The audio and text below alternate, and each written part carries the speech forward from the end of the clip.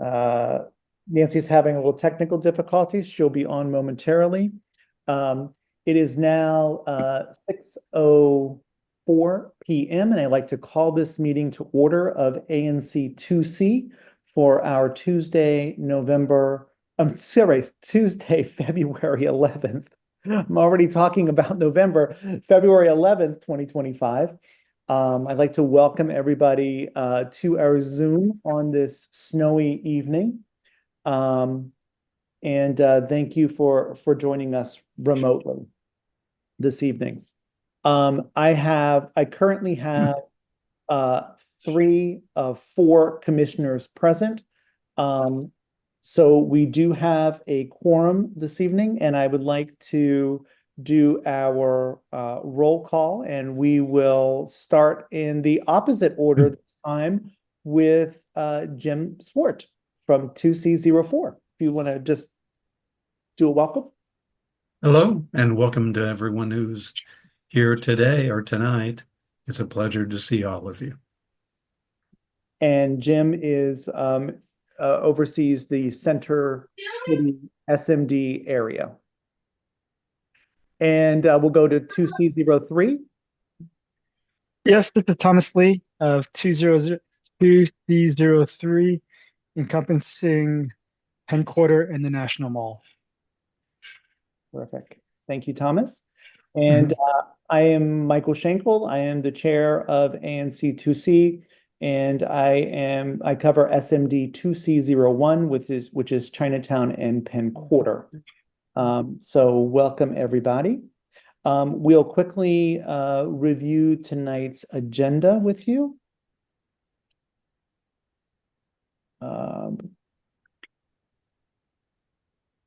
I was organized, of course, as soon as there we go. Here we go.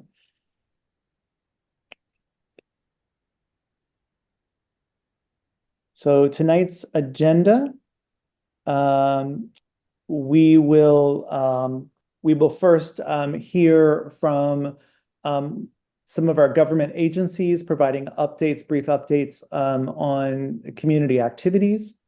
We will then have a special presentation on the Chinatown Streetscape Design Guidelines. We have 4 items on our consent agenda for this evening. The consent agenda are items that the commissioners will vote as a block to approve.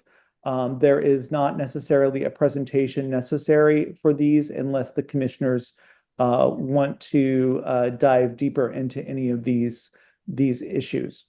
I believe, Thomas, you under APCA, you were adding an APCA license?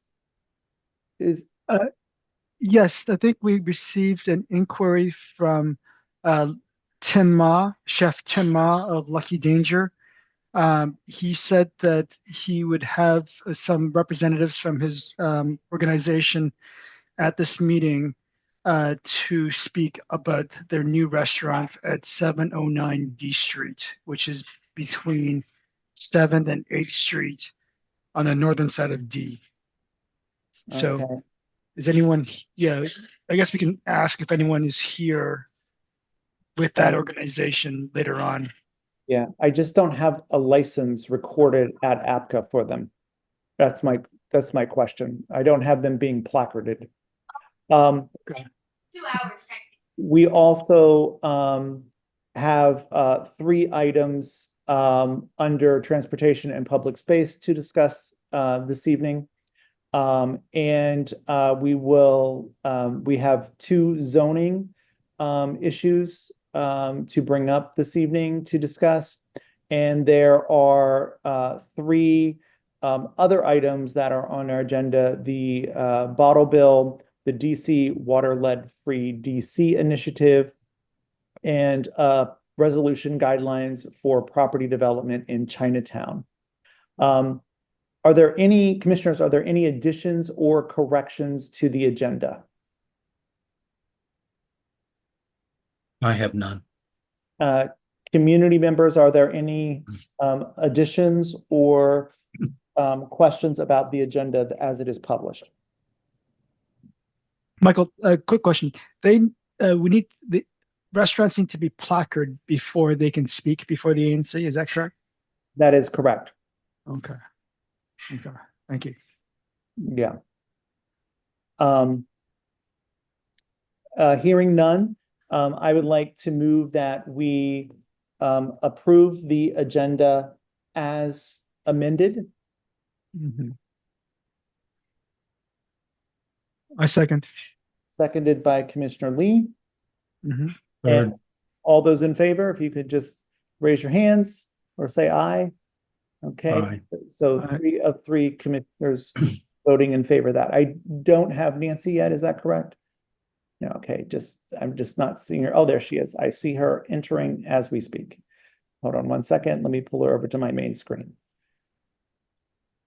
I hope she didn't go to the library. No, she did not.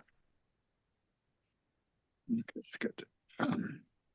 There she is. She's coming on with us. Hey, Nancy. Hello, Hey, Nancy. There's. Welcome, welcome. I was lost in the wilderness. Terrific. We gotcha. We gotcha. I did not receive copies of the January minutes from the minute takers. I followed up with them several times and did not hear back. Once we get those, commissioners, do you want me to publish the draft version of those until we are able to approve them at a regular ANC meeting? And I'll mark them as draft. Because Yeah, I guess you can post that. Will you post that online at the on our website as draft? I'll post it as draft. Okay, and then I can upload that onto the QFR portal. I think that should be fine. Yes. Yes, that's great. Do we have there were a whole bunch of like October and November were not up on the website. Are they now up? I believe they should be. Okay. I haven't checked in a few days, so.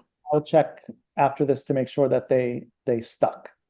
I actually checked today and they were not up as of September, October, November, or December. Okay, I But will look at maybe that again.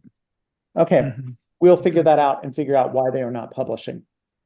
But the ones we're talking about approving is the last month one. That's correct. Right, Just okay. minutes. Yes. Thomas, do you have a treasurer's report for us? Let's see. Yes, we have a let's see, as of our last statement, as of December 24th, we started with $64,919 in the bank. We had 2 expenses checks that we signed off on. They were $375 and $250 for our minute services, and they take our official minutes. And then we received a check from DC for $2,271 for our ongoing operational expenses and we have a current balance of $66,940.82. And please check your inbox, Michael and Nancy, for the fiscal year 2025 quarter 1 report. I need your signatures, and once you sign them, I can submit that onto the portal. Yeah, I sent that link back to you a little bit ago saying it was not working. Oh, okay. I'll try that again. I'm sorry about that. Okay. Got it. Awesome. Thank you for that report, Thomas. Commissioners, do you have any questions? I have none. If not, we will move forward to our community announcements and updates. We'd like to start off with, I believe I saw Lieutenant Garvin on here a moment ago from MPD2. Lieutenant Garvin.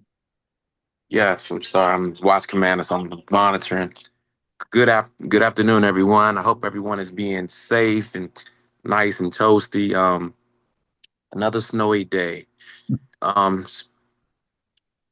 about crime real quick. So right now we did have 2 robberies in the ANC. However, those two robberies were both closed by arrest.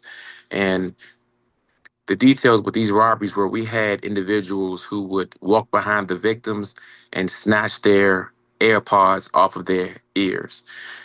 And we were lucky enough to get video footage um, and able to understand that these were juveniles, and we were able to locate them and place them under arrest. So we were really happy about that. That was driving us a little crazy. So we did make an arrest in both of those incidents.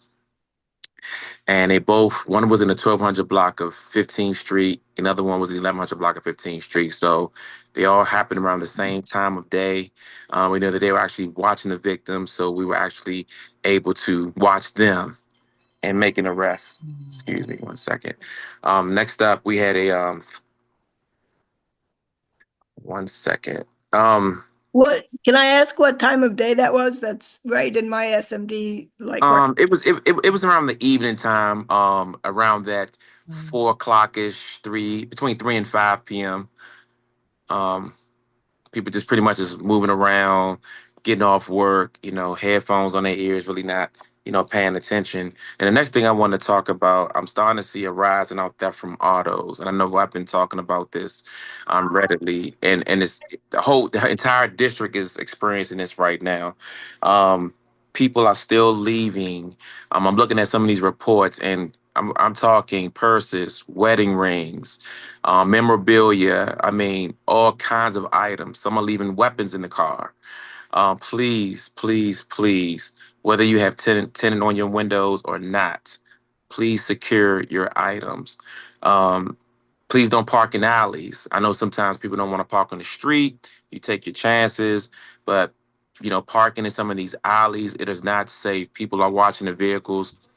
So right now, um, we're going to have our crime suppression team. They're going to be riding around trying to observe to see if we can locate these individual suspects who've been going around breaking into these cars. But as we um, do that, please get the word out to the community and our shareholders. Please safeguard your stuff.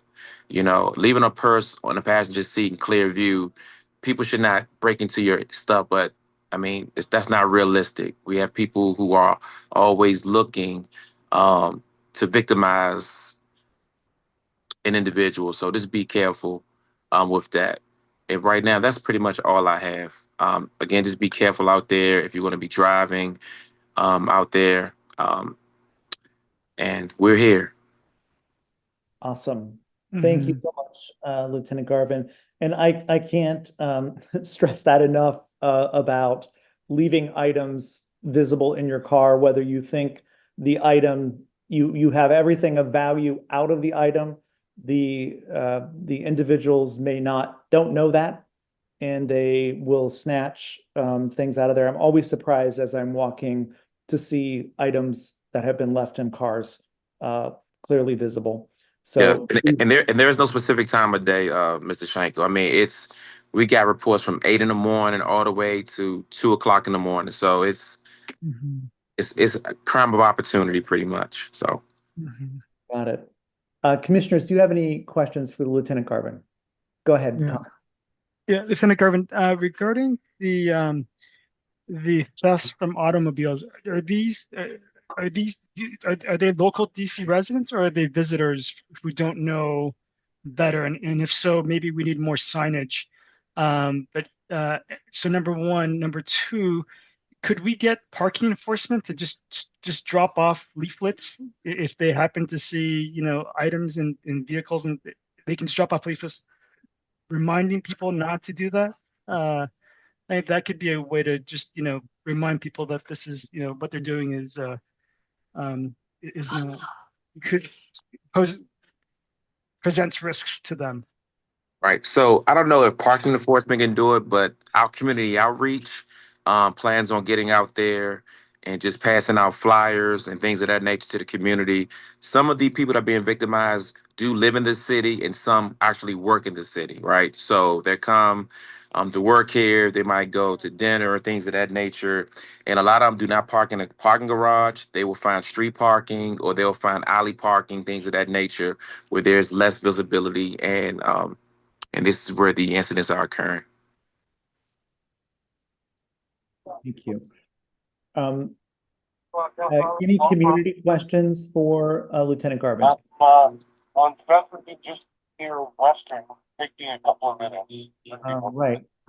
Hearing none, we'll let Lieutenant Garvin get back to being watch commander. Thank you. Everyone be blessed. Stay safe. Thank you very much for being here tonight. I appreciate it. Absolutely.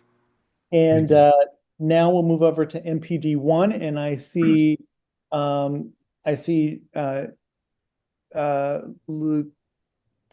Nisley. Did I see you here? Yes, sir. I'm here, Lieutenant Nicely. Yes. Hey, how are you? I'm doing well. I'm filling in for Captain Herbenak again today here. So for the first district side of things, we've seen a lot of balance. Things have balanced out with our property crime numbers. We have seen a little uptick in the theft from autos, similar to what Lieutenant Garvin said. But our regular misdemeanor thefts, like retail theft, has actually decreased a little bit. Overall, in our property crime year to date, we're looking at an 11% deficit on our side of things. The only real issue for concern is we did have a little uptick in our robberies. We had last 30 days, we had 4. We basically averaged 1 a week. That prior 30-day period, it was only 1. So it's not an astronomical blow up. Look, the percentage is bigger than what the numbers show. But those robberies, 2 of them are carjackings, 2 are robberies, to be clear, and all of them were more concentrated to the Mount Vernon Triangle area of the PSA and less to Chinatown proper. And it's all pretty much, to me, on a map, it's pretty clear that it's about the ingress egress routes to get on that 395 escape route pretty quickly. It's kind of like, you commit your crime and then 1 block you're on the highway and you're out of town. So it seems to be more that kind of thing as opposed to anything targeting the metro or the business corridors along 7th Street or anything like that. That's all I really have, unless you guys have any questions. I do not have any questions. Commissioners, do you have any questions for Lieutenant Nicely? Go ahead, Thomas. Lieutenant Nicely, there are cameras in the 395 tunnel, so you guys keep a track of vehicles coming and going, right? Yeah, there are.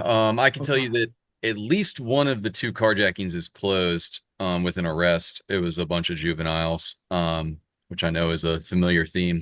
The thing about the cameras is that, often people that are using these cars, as accessories to crimes, I don't think I've ever seen the case of where someone's doing it with their own properly registered automobile. Like, that would be an anomaly. So you're talking about either a stolen car, which we'd have to solve that case also in order to locate a suspect off the camera. So it's helpful, but it doesn't lead to an automatic closure, right? And then often these guys are using fictitious tags or these paper tags that are difficult to read on the camera because of the way it's illuminated. Paper tags are very finicky with the cameras and as far as identifying what the actual license plate is and our license plate readers. So so the answer is it is helpful. It's not a perfect solution that gives us an immediate remedy though either. So Got it. Thank you for that. I appreciate that update. Any other questions? Any community questions for Commissioner Nicely? Lieutenant Nicely. Sorry, Commissioner. I don't know if I upgraded you or downgraded you. I'll take the promotion. Thank you. Yeah. So I have a question, Commissioner Chairman Schenkel, Yes, for Lieutenant. I can't pronounce your last name. Sorry. Nicely. 2 things. First is even though Chinatown abuts Mount Vernon Square area, that ANC up there, about 2 weeks ago or so, there was a robbery in front of Shook Restaurant on the north side of K Street between 6th and 7th. It's used by many people in Chinatown. That's where the CVS is and so on. Do you have a report on what happened on K Street in the 600 block of Northwest? Yeah, I do. That one's kind of frustrating. So I think it ended up being classified as a carjacking. I think they took a vehicle. I believe basically my understanding of it is that while there was some property obtained too, essentially they waited till someone was trying to transition their keys and their vehicle over to the valet. And that I believe it was two or three subjects ran up, presented a gun, and in that moment of vulnerability, obtained the property. That case, to my knowledge, is not closed. It is being worked, and I have not seen any like suspect identification or like be on the lookout images for it yet. I'd have to do a little bit more research with the detective's office to figure out what they have. But it's still, so that's still a work in progress, I guess, is the answer to that. So you're talking about the hotel, not the restaurant. So there's a hotel there at the northwest corner of 6th and K. Moxie, maybe? I'm not quite sure what it's called. Yeah. So it had to do with the hotel, correct? Yeah, or well, to this in the sense that the valet, I believe, is a part of the hotel. Yeah. Yeah. It was a valet transaction. Whether the person was a patron of the hotel or just trying to use the valet, I don't know that part much of it, but it was definitely during the valet transaction. The person got their keys out when they were trying to get it to the keys to the valet. That's when the individuals approached and with a firearm and announced the robbery. So the second point, and this may not be under your jurisdiction, it's a pet peeve of mine when I get the crime reports. They use the terminology unit block. And it could be anywhere, say unit block K Street. It could be anywhere between, North Capitol or all the way to like the Potomac River. I mean, what's the reason for this unit block? And can it be changed to something where citizens could understand where this crime has occurred? Unit block means less than 100. So like address 1 to address 99. So it's the block between like North Capitol and 1st Street. Right. I mean, not to belabor the point, because I don't want to hold up the meeting, but this is something that maybe the ANC could look into. Maybe something that Councilmember Brooke Pinto's office, because it really puts the public in the dark, so to speak, as to where this crime took place. And it happens everywhere in the city. It's just not in Chinatown, Penn Quarter, or Mount Vernon Square. Enough said. Thank you. Howard, I had the exact same question. The response I got was that it's for privacy. That's bizarre. It's totally bizarre. If a crime occurs here on 7th Street between G and H, where I live, they have no problems, the police, putting the address on 7th Street.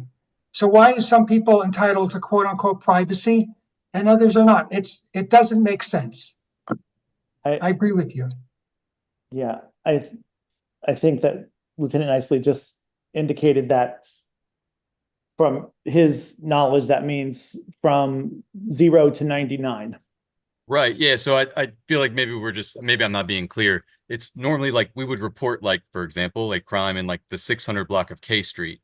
Saying the unit block is the same thing. It's just that it's that 100, it's that one block between North Capitol and 1st Street, or between, in a different quadrant, between East Capitol and the next street. It's just the first block less than 100. Before the block before the 100 block is the unit block, then 100, 200, 300, and so on. So yeah, I don't think anywhere, we don't normally ever broadcast the exact address, like 715 H Street. Like we normally are just the 700 block, and unit block is just the continuation of that. Thank you. Thank you. Thank you for that. Thank you for that update. Any other community questions? Awesome. Hearing none, I'd like to thank you very much, Lieutenant, for being here and for providing your update tonight. Thank you, guys. Have a good night. Want to stay safe out there. Thank you. We'll now move forward to the Office of the Mayor's Ward 2 Mayor's Liaison. And I'm not sure if Ty or Andrea is Adrian. Good evening. Oh, hi. How you doing? Adriana is out Adriana. today, so I'm filling in for her. I would like to drop my presentation in the chat, if that's an option. But if not, I did share it prior to the meeting. But just to be mindful of time, I just wanted to share some more high priority updates. And so as of 6:30, as about now, we're in a snow emergency, which is in full effect. And so all vehicles should be moved away from the snow emergency routes for now to allow the DPW crews to treat the roads properly. Please give them the space to do so. And if there happens to be any untreated roads, residential or main streets in your area or neighborhood, please do report that to 311. In addition to that, you can also loop me in and share that service request number so that I can escalate that issue or concern for you if there happens to be a missed road. And of course, if you plan to travel, make sure that you stay safe. And just want to provide a friendly reminder as to which agencies are responsible for what in a snowstorm. So DPW will cover all of our major and residential roads. DGS will cover our DC government facilities and our schools. And DDOT is responsible for the bike lanes. And as residents, we are responsible for our walkways and businesses. So just please keep that in mind as we get through this current snowstorm that we're in. And because of that, just also wanted to note that leaf collection has been paused for the time being as we work through this snowstorm. And last but not least, just wanted to share that Ward 2 will be hosting its first roll-off this year, Saturday, March 22nd at 10 a.m. at Mitchell Park. And this just allows an opportunity for the residents to bring their bulk trash and any used electronics for disposal. And that is something that we look forward to each year. So again, that will be the first location specifically for Ward 2 this year. And as mentioned, Chairperson Schenkel, I can go ahead and drop my presentation, just additional resources and updates that are provided in there that may be helpful to the community. But that's all I have for this evening. Awesome. Thank you so much. I believe you can drop that in there. I've never tried to drop a file in there, so we'll see what happens. I will give it a try. Terrific. Commissioners, I see Nancy has her hand up to ask a question. Commissioner Groff. Hi, good evening, Ty. Hi, good evening. First of all, with the reminder about shoveling the sidewalks, to please remind also everyone that the curb ramp at the corner is part of the sidewalk. Please, please, please shovel your curb ramps all the way through where the plow plowed it in to the street. Thank you so much. Thank you for adding that. Thank you. For universal access. Every baby stroller pusher will help you, will thank you. Let's see. First of all, I'd like just to say for the record that I'd appreciate whatever the mayor's office can do to encourage the Department of Human Services to be more transparent about their plans for a Green Court shelter.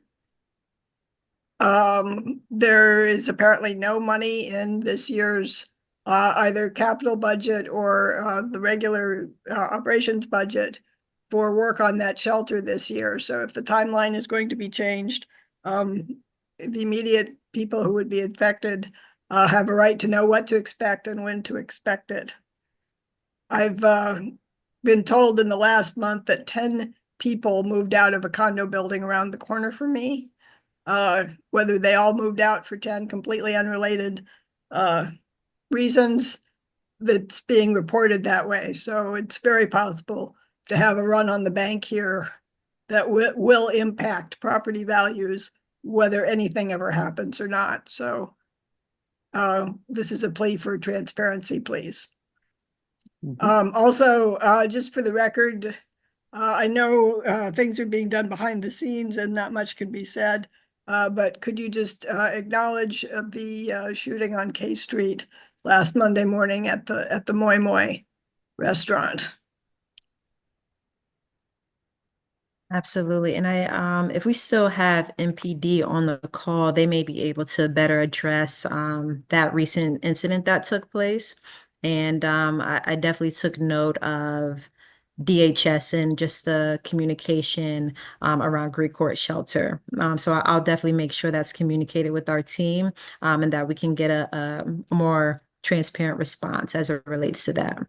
But yeah, I'll leave it to MPD to address that specific incident that took place. Nancy, I believe, and Ty, I believe they have dropped off. I'm sorry, Nancy, I forgot to bring that up earlier as well. And so what I can do, I can follow up with MPD as it relates to that to see if they have any further information related to that. So I can do that following this meeting. I'll reach out to them to see if there's additional information available. Yeah, Commander Savoy was very kind to call me last week and give me a much more sadder but wiser, realistic expectation about the situation, which I very much appreciate. But just whatever can be said publicly, I would appreciate that we continue to reassure people about the safety of our neighborhood. Of course. Thank you. That's it for me. Thank you so much, Ty. We appreciate that. I'm not sure if this is for you or for Lucas and the downtown bid group. I've noticed that since the inauguration, there are numerous construction signs that have been left, and there's no construction for those. I noticed one at 9th and H Street. There's now one has actually walked its way down G Street and is now located at 9th and G. And on the metro side of the block. And then further down H Street, there are multiple detour signs that are up with no detour active. And I didn't know, it seems like construction workers are leaving them after they are done with their construction, and no one's ever picking them up. And I'm wondering, is this a 311 report? Is this a bid red coat alert that these signs are just sitting there? Good afternoon. This is Eloise from downtown DC Bid. I Hi. can address to some of those. There is active construction and patching going on due to the caging and the heavy lift, which was offsetting the gutter catch bases, and DDOT has had contractors throughout patching and servicing those so that they're not offset. What I can do, because we are also, again, in the middle of snow right now, Right. Reach out to them to see which part that they have finished, if they are indeed coming back to move them, or we usually take them to their lot. But we Oh, will, I myself saw like work being done at the corner of our headquarters, which is on the 12th Street side of K Street, Right. just this morning. Got it. Mhm. Got it. Yeah.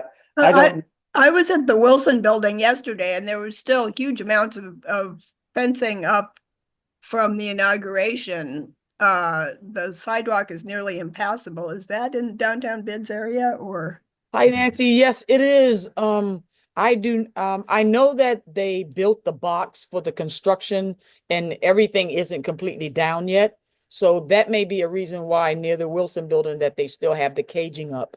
But I could probably, again, because I'm going out to see with our snow detail that's going on as we speak. Yes, of course. Ask DPW and also DDOT, because they're out on the streets, what the update is. And get I'll confess I bulldozed some of it over on the sidewalk to make it accessible. Wow. Wow. The other item, well, I don't know if this is for you or we'll come back to you. I'm sorry with that, but Thank you for that. And should we be reporting them to the 311, these what I call abandoned signs? I'm not too sure if they have a specific category for that. They do. Unfortunately, this is not the first time I've heard of this incident. I've actually personally taken down signs myself that have been well past construction time. But let me look into that and I can confirm. But nonetheless, we'll make sure collaboratively that we make sure that those get addressed. The weekend, now, if it's the actual signs that's posted on, say, like light posts or meters, those are signs that the bid team can take down. But if you're talking about the fencing or the gates, those things are what we would be working with DDOT and DPW to remove. Yeah. But Yes, we could also, Fencing. I was talking about the big orange signs that says road work that are laying over on the sidewalk or are facing in opposite directions of traffic, and those items that are just sitting there. Yeah, we can start to collect those things. I like I said, I saw some on K Street and also at 9th and F. Yes. Yes. Definitely. We know some of those that we see at 9th and H Street. It almost seems like every 3 or 4 days there's some sort of new drilling there, or there must be at least 25 manhole covers in that area. Oh, And so we're assuming that there's going to be work done within a matter of days, but I Okay. could be wrong about that. yes. I don't know. That's great. Okay. Any other questions for the mayor's office?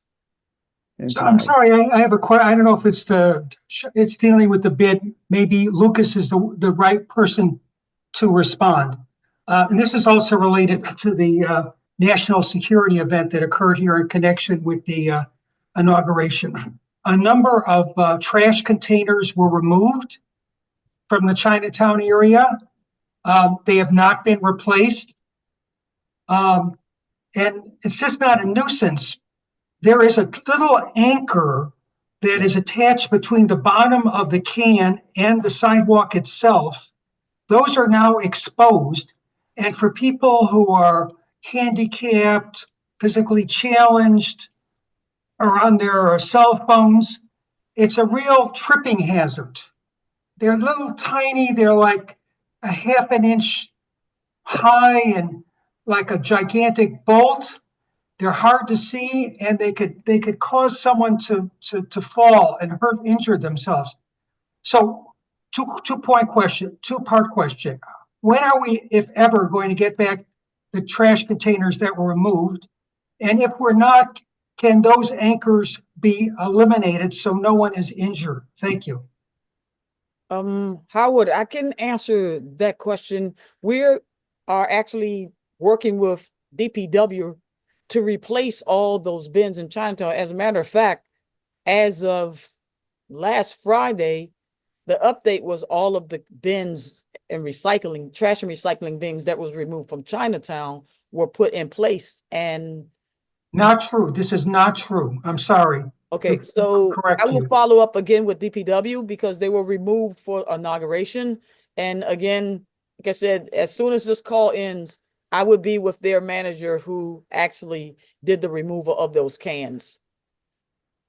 Thank you. Because those bins, we want to make sure, if not, well, of course, the cans are not hard to figure out because they say downtown bid and they're red, most of them. Right. So we will follow up with that and also ensure that we have someone walk that corridor on both sides of that area in Chinatown Penn quarters to ensure that none of those, they're actually bolts that they were cut to remove all the trash bins throughout prepping for the inauguration and the funeral of President Carter. Yes. Thank you. Yeah, and that also is true for Penn Quarters trash cans as well. They're not all back, and many of them are not in their locations that have that bolt thing that Howard is mentioning. And it does pose a real tripping hazard. So, Uh-huh. Oh, Eloise, since we're talking about the trash cans, the red ones in Chinatown, are there plans to replace them at some point? Some of them are really banged up, and or at least could use a very good cleaning at the very least. Actually, there is plans. We were trying to work on trying to get the same branding and also the red. That's one of the reasons why we hadn't repainted them, to ensure that all was like the same color for the signature and the design that's on the sticker for it. Uh-huh. But that's something that Lucas and I both had discussed with our CEO. Okay, thank you. We could definitely do a cleaning, power washing of them when the weather turns, right? Because we don't power wash during the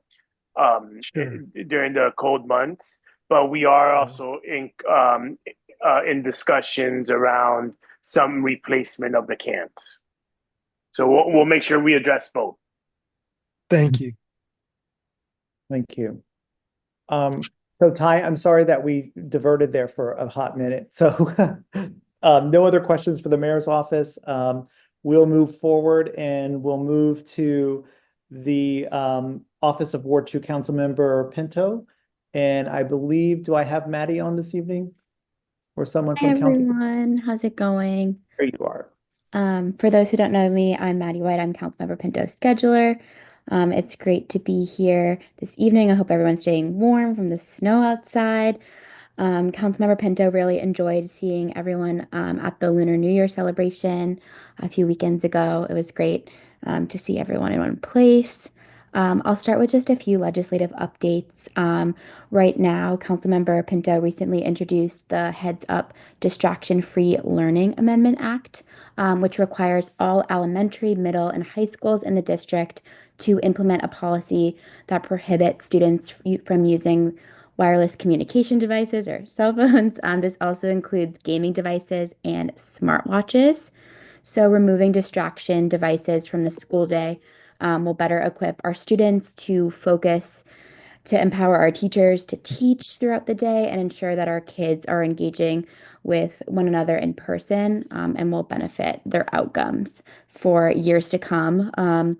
Last year, only 34% of district students met or exceeded expectations in English language arts and literacy, and only 22.8% of our students met or exceeded expectations in math.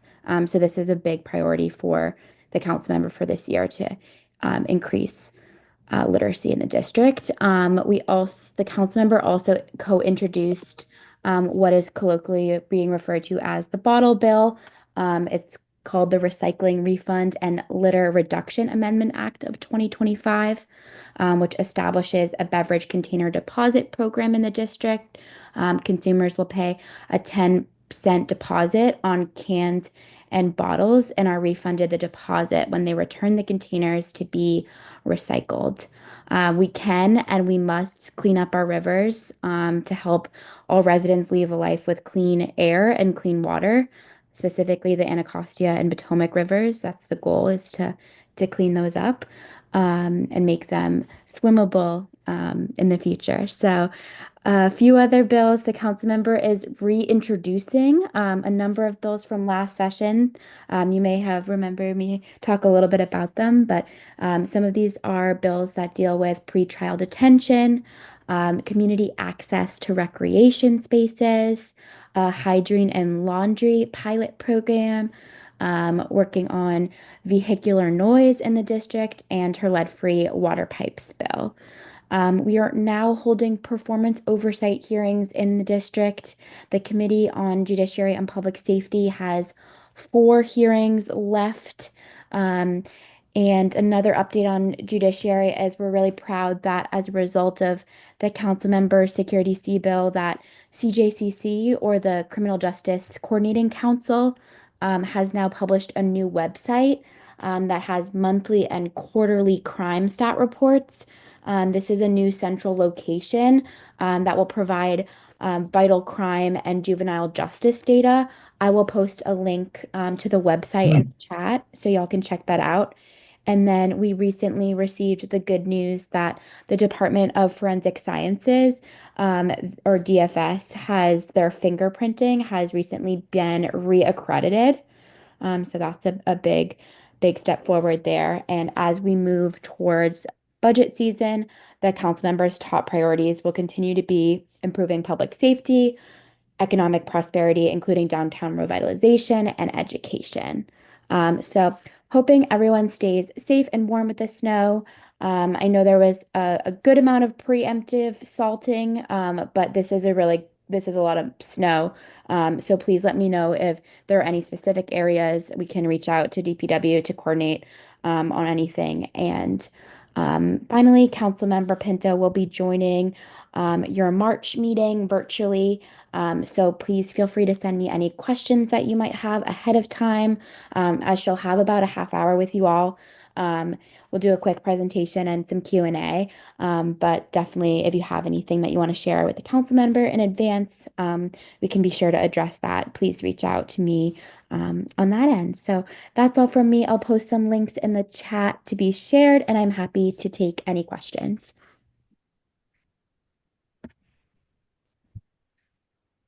Thank you so much, Maddie. We appreciate that very much.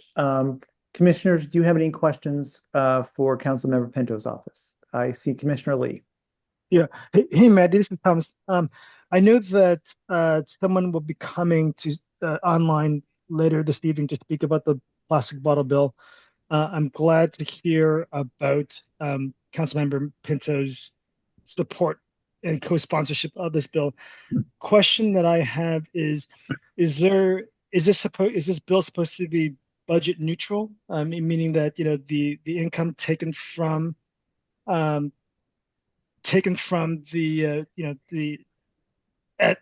at the cash register is supposed to pay for the reimbursements. And I guess though, if that's so, that's fine.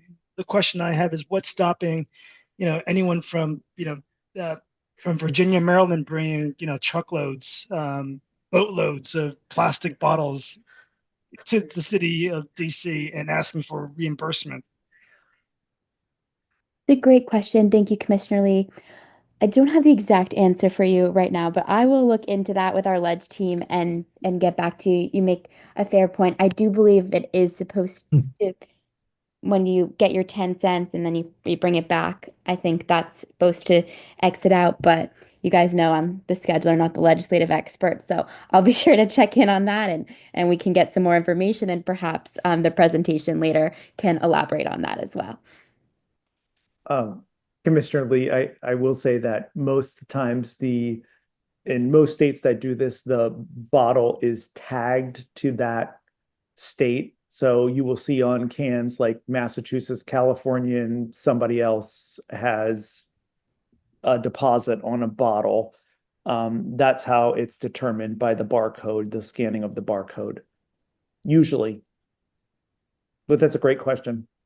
Oh, I'm sorry, Jim. I see Jim's hand. Yes, and of course, this is an issue that many of us who do support a cleaner environment believe is important, and cleaning up the Anacostia River is important. For us, or me, the devil is in the details about how this is to work, and how people who purchase items and have in their buildings recyclable chutes and all those kinds of things. Just how will people get those to and from? Where will the centers be set up for processing? Will those be equally in some way in all wards of the city? And certainly if you take a look at the number of full service DC grocery stores by ward, you see just a real disparity. And sad to say that the disparity is in certain wards that are impacted by this particular thing. And if I could just say that there's a comparison of this with the charge for paper sacks or paper bags.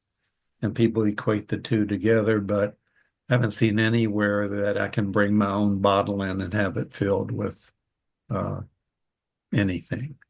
So it's just that there are some questions, and we would really like to see some of the details ironed out, because there's going to be a ton of questions when this thing becomes law. And we would really love to see it work and work well. Really would like to see it work well.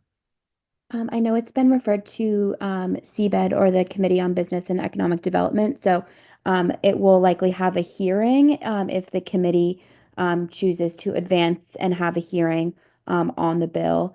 And then it was also substantially referred to T&E, or Transportation and Economic Development. So it depends if Chairman McDuffie, the chair of that committee, will have a hearing. So hopefully a lot of this can be, figured out before the hearing occurs or is scheduled. Okay. And I really do appreciate the work you do and the work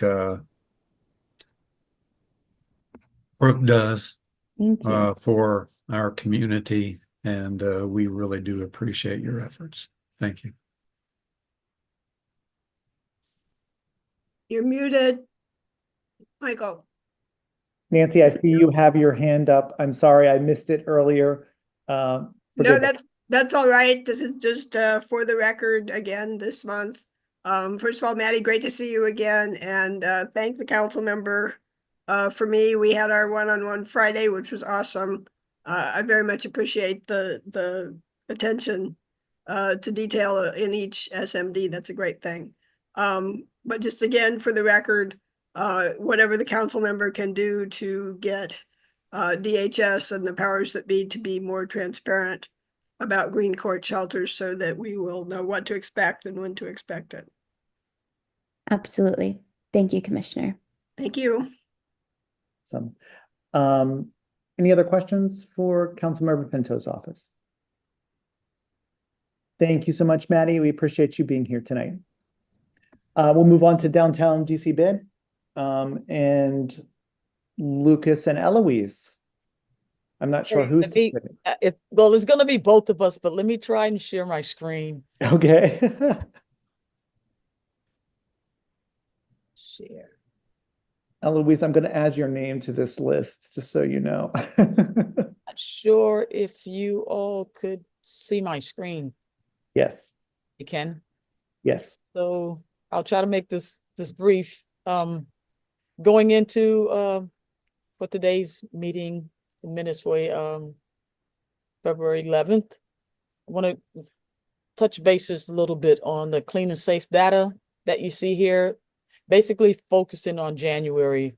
As you see, the trash collections, we did almost as much in January as we did in December through the holiday markets times. And that was all due to having quite a bit of activity for people coming down for prepping for the inauguration. We're quite busy at that time. A lot of foot traffic. And again, this number here for 20,000 of trash collections, most were done without the trash bins in place, which again, I will be touching bases with DPW to get all the bins back in place where they go. But this all 20,000 was dealt with throughout the like I said, again, the inauguration. The trash collected for the pounds, as you see, again, still comparison to December, which January is usually the only peak of month that the team usually get a couple of weeks of just resting, coming from the holiday market season, and just gearing up to prepping for cherry blossom season. But again, because of inauguration, everybody was extremely busy. Stickers, we had an uptake, as you can see. There was a lot of movement for posting stickers everywhere. And in fact, in in some cases, we were right behind the people who were walking around with the 5-gallon bucket and rollers. The glue was still wet, so it made it just a little easier, but still maneuvering through the crowd was quite challenging for our team. As you can see, the safety team hours of completion, that was very busy too. Again, because of the amount of people that was visiting the vicinity for inauguration and again for the service of the late President Carter. Bid personnel hours in Chinatown corridor, again, the hours were quite busy. And then completing the safety routes with the team, as you can see the numbers here. The wellness checks, they were definitely up because of the amount of people. And given the circumstances, you know, the bid was very cautious in wanting to hear and see, again, to maintain a safer environment.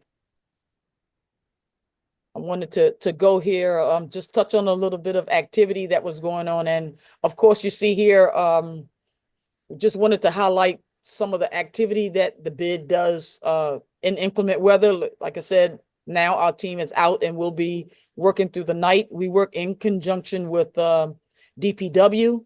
They're plowing streets and we're doing bike lanes and street curb lines and walkways.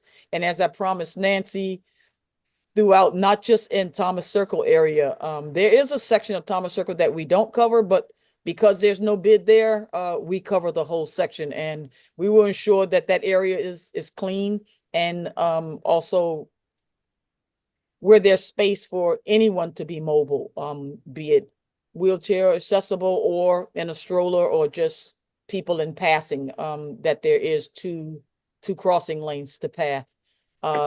When there's not snow, as you can see, we have our street sweepers are out in prepping for the snow. Early morning, we had our team online and they were cleaning the streets. So this is to prevent any ice or de-icing clogging up the drains. We go out and do a heavy blitz for gutters as well, so that none of this water turning or melting of ice would back up or snow would back up and turn to black ice. I wanted to show you, I'm not sure if any of you got a chance to see at Anthem's Row where the activation was there for the National Mistletoe. Okay, this activation here is what is in conjunction with the Lunar New Year, where the bid also walked in the parade, but Lucas was instrumental in helping the artwork piece of this at Anthem Row, and he's going to touch bases on that to tell you a little bit about it. Yeah, no, thank you, Luis, for sharing that information. This was in conjunction with May Lee, who's a local artist who did the mistletoe. She did a giant lantern in Anthem Row, and then we also did at midnight, the night of leading into the start of Lunar New Year. We participated in the Lion Dance. And we did that under the Lunar New Year, as well as throughout the neighborhood. It's pretty much a way to wish the businesses good luck in the upcoming year. And then we participated in the parade this year, as always. And then we support the parade not only by participating in it, but also getting the streets ready for people and the parade. So they're one of our partners, and we're very grateful to be part of those activities. So if you get a chance, just head down to the to Anthem Row, and we'll have a cherry blossom activation coming, as well as a World Pride. Okay, thank you, Lucas. So this photo was one of many. Just letting you all know. I know that the trash cans are they're a high priority for us to get back in place as well. So throughout our bid, the area, because of President Trump, had actually activated quite a few pockets of places within our bid. So for the safety reasons of it all, almost all our trash bins were removed. And as you see, this is one of the photos of working through the night of what our team had actually taken on, partnering with DPW, being somewhere throughout the outside of a checkpoint. Here is somewhere we were trying to put the cans back, as well as still collecting trash, with blowing trash throughout the city to bag up, to make sure that the area is left safe. I also want to add to that that, you know, a lot of the original plans for the parade was not intended to go through the actual into the Chinatown corridor the way it did. So the shift really impacted the bid tremendously, which was, you know, it was great because a lot of people were in our area, but it also caused a lot of challenges around, you know, some of our businesses, residents, employees around the bid. But, you know, it was a great task for our team. And I am very thankful to the patience of the stakeholders, the residents, the business owners. You know, it was a challenging time, and we were very grateful to be part of that. And really, you know, it was a tough work for our team. But I really want to highlight Eloise, because she did so much with the team to really get everything back to normal. And you know, she's extremely dedicated and a great colleague and partner to the bid. So I really want to highlight her because a lot of the work that happened because of her. Thank you for that, Lucas. We're going to move on to the safety task force. As you can see, we're going on our 10th month, and we feel pretty good about the team and the collaboration that they bring, giving us, you know, our helping into our FY 25 safety corridor grant, continuing to build the strong relationships and doing the daily check-ins with the buildings, and establishing, like we said, just the great partnerships of helping the bid to achieve our goal of keeping downtown like safe, clean, and vibrant. The pilot program in Chinatown corridor, we feel that it has a great impact across the bid, you know, internally, for helping us to maintain and know what's going on to help us ultimately serve our clients better. So the technology and the components of the safety team, dropping the smart tags and observing other items or things left on the sidewalk to not impair people from traveling, gathering the data that we are able to present to you today throughout this meeting. Thank you. I wanted to actually turn it over to Lucas once more, because there are some other activations that we are doing. We've been trying to be quite busy here throughout the bid, and there is something else that's happening throughout Chinatown corridor, and Lucas is going to give you an update. No, we're just getting a lot of planning around, you know, World Pride and participating and bringing a lot of the activations around World Pride to the bid. We're very busy with that, and then a lot of thinking and thoughts around, you know, the summer months with the closure of the Capital One Arena for renovations. You know, how we're able to activate the area to make up for some of the losses around the events that won't be happening for the next 3 to 4 summers. So that's a lot of the work that our organization is really focusing on right now around activations and things coming down the pipeline. And then you know, cherry blossom season's right around the corner. You know, so we're very, very excited about a lot of the stuff that's happening in the bid, that it's really there to create memorable experiences. And he just wanted to mention one other thing about a documentary that's happening at the theater. Oh yeah, if you all get a chance, I know it's the last week, but at the Woolly Mammoth Theater, the Guac show is incredible. It's got laughter, sadness. You'll cry, you'll laugh. It's incredible. I highly recommend it. And then they'll be releasing some information about a art installation that we're working on in collaboration with them. That's going to be big news for the bid, and I think a lot of people will enjoy it. So if you get an opportunity, go check it out. It's called Walk. It's about the Parkland shooting that happened on, I think, February 14th, 2018. It was incredible show. Thank you for that. Thank you both. And Is there any questions?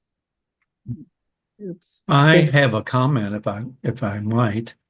Sure. Lucas, I want to say thank you for being responsive in certain attempts that we have made to seek shelter for individuals who are currently using bus stop shelters instead of other locations that perhaps they could be in. And I realize that that is a big challenge in order to approach someone and try to convince them that there's a shelter for them in another location where they can live and do things on their own. And I want to say I appreciate the work the downtown DC bid does with that, and realize how hard a task it must be. But thank you very much. No problem, Jim. I really appreciate it. Look, the unhoused community is part of our community, right? So it's a huge focus for our organization to be able to provide support and services. So anytime, please, I always say this, Eloise and I's job is really to be support for our stakeholders. So if you have any challenges or concerns or anything that you might need, please reach out to us directly. We're extremely responsive, and we take a lot of pride in the work that we do. We both live in DC, and it's about impact. So we're very blessed and fortunate. Thank you so much. Well, I do appreciate the effort. I know that it doesn't always work. However, the effort is good. Thank you. Thank you. I appreciate that, Jim. Thank you. And I just wanted to also acknowledge, thank you so much for the quick cleanup of downtown following the January 20th events. It was very well noted and appreciative. We do have a question that Cassie has I'm happy to voice over. Thank you, Michael. Please. And echoing Lucas and Eloise, what everyone else has already said in terms of your work. I just had two questions. One is, if the safety team have been involved in any de-escalation training, and then secondly, because I know the Chinatown safety corridor was the first one that was open, I'm just like curious what the evaluation timeline and kind of period looks like, and if there's any opportunity for submitting public comment. Yeah, no, thank you for that. Cassie, or is it Cassie? No, thank you for that. I mean, our teams have been involved. We do a lot of unhoused support training. We do a de-escalation training, how to deal with challenging situations as part of a lot of the work that not only our safety team does, but all of our ambassadors that you see throughout the entire bid. They're out and about, so it's extremely important for a lot of the training that we do. And then the second part of your question was around the task force, or around the launch of our safety team in the safe corridors. Specifically about the safety team, so the safety task force, and then kind of, I imagine that's part of just the safety corridor project in general. Yeah, no, I mean, there's always, if you have any input or questions around it, we're more than happy to address any of them. And if you have any recommendations or anything you'd like to see, we'd love to hear from you. This is a pilot program, so it's constantly evolving. As we learn, things about the program, or new challenges come up, we're constantly pivoting our game plan. So please, any insight you might have, we'd love to hear it. You could send us an email. We can meet up and see some of their concerns, or just set up a meeting to chat. Got it. Okay, thank you. Yeah, so is there an official evaluation period for the pilot program, or is it just ongoing evaluation? Right. It's ongoing evaluation. Right now, the program is set through September 30th, which is part of the Safe Corridors grant. And then I'm hopeful that will continue to happen. So yeah, no, as an organization, we are constantly evaluating it, but we're also then working with the Deputy Mayor of Public Safety and Justice as well around our program. And Cassie, I want to just add, first and foremost, thank you for answering the question. As well as Lucas stated, for the safety corridor team, as well as our SAMs, they both sometimes go through the same training simultaneously. We just did a wellness program with one of our, what would they be? Our outreach partners, where they got Narcan training, other what did they had it like emergency response training, CPR training, and yeah, they deal with the unhoused as well, where they're doing rounds and kind of checking on them wellness, and also de-escalating or notifying MPD as well as Lucas and myself, where they give hourly as well as end of the day reports. Thank you all for that. We appreciate your update. Thank you so much, everyone. I just want to also note that I put our email address in the chat so that you could have it. That's awesome. And I was notified that, speaking of the chat, that for some reason folks are not able to copy and paste from the chat. So we will work on that for our next meeting to get that resolved. I'm told that may be a setting on our part, so I will check into that. Next we'll move on to our Chinatown streetscape design guidelines. And this is being done by the Office of Planning. And Mr. Hodges, is that correct? Are you on? Can you all hear me okay? Sure, please. Thank you. Well, thank you, Mr. Chairman, commissioners. My name is Marvin Hodges. I'm a representative from the urban design team at the Office of Planning. Just happy to speak with you all today. Thank you for the opportunity to address yourselves and the community at large. So I'm joined here today by my colleague Tim Marr, who I believe is still on the call, Timothy Marr, and we're just going to give a quick presentation to you all on an updates that we have to the streetscape design guidelines. So, Tim, take it away. Yes, and thank you all for having us here tonight. I'm going to go ahead and share my screen. We do have a presentation. And let me start it back over from the beginning. And I'll go full screen so everybody can see. There we go. So, you did not move. Oh, there you go. You're moved now. Sorry. All right. All right. So maybe a little delay, but yeah. Thank you all tonight. So we're here coming to you to discuss or to share some early information about updates to the Chinatown streetscape. As you may know, the Office of Planning has sort of curated certain design standards for the Chinatown area going back to the 80s. And we've done a number of planning processes over the years, and each one comes out with really strong emphasis from the community, those who lived there back in the 80s, but also those who are still living there now, and those who have moved into the area, that the cultural representation in Chinatown needs to remain a priority. And so the city itself, both us, both DDOT, have been receiving sort of on and off complaints over the years about just the maintenance, the upkeep of a lot of the sidewalks in Chinatown. And so this is an effort to potentially come up with some design standards that could be better managed, better maintained in the long run. And I think the idea is we'd be coming to you with this now because there is the potential for investment, some money somewhere down the line over the next few years, potentially with some of the renovations that happen with the arena to update some of the streetscapes in this area.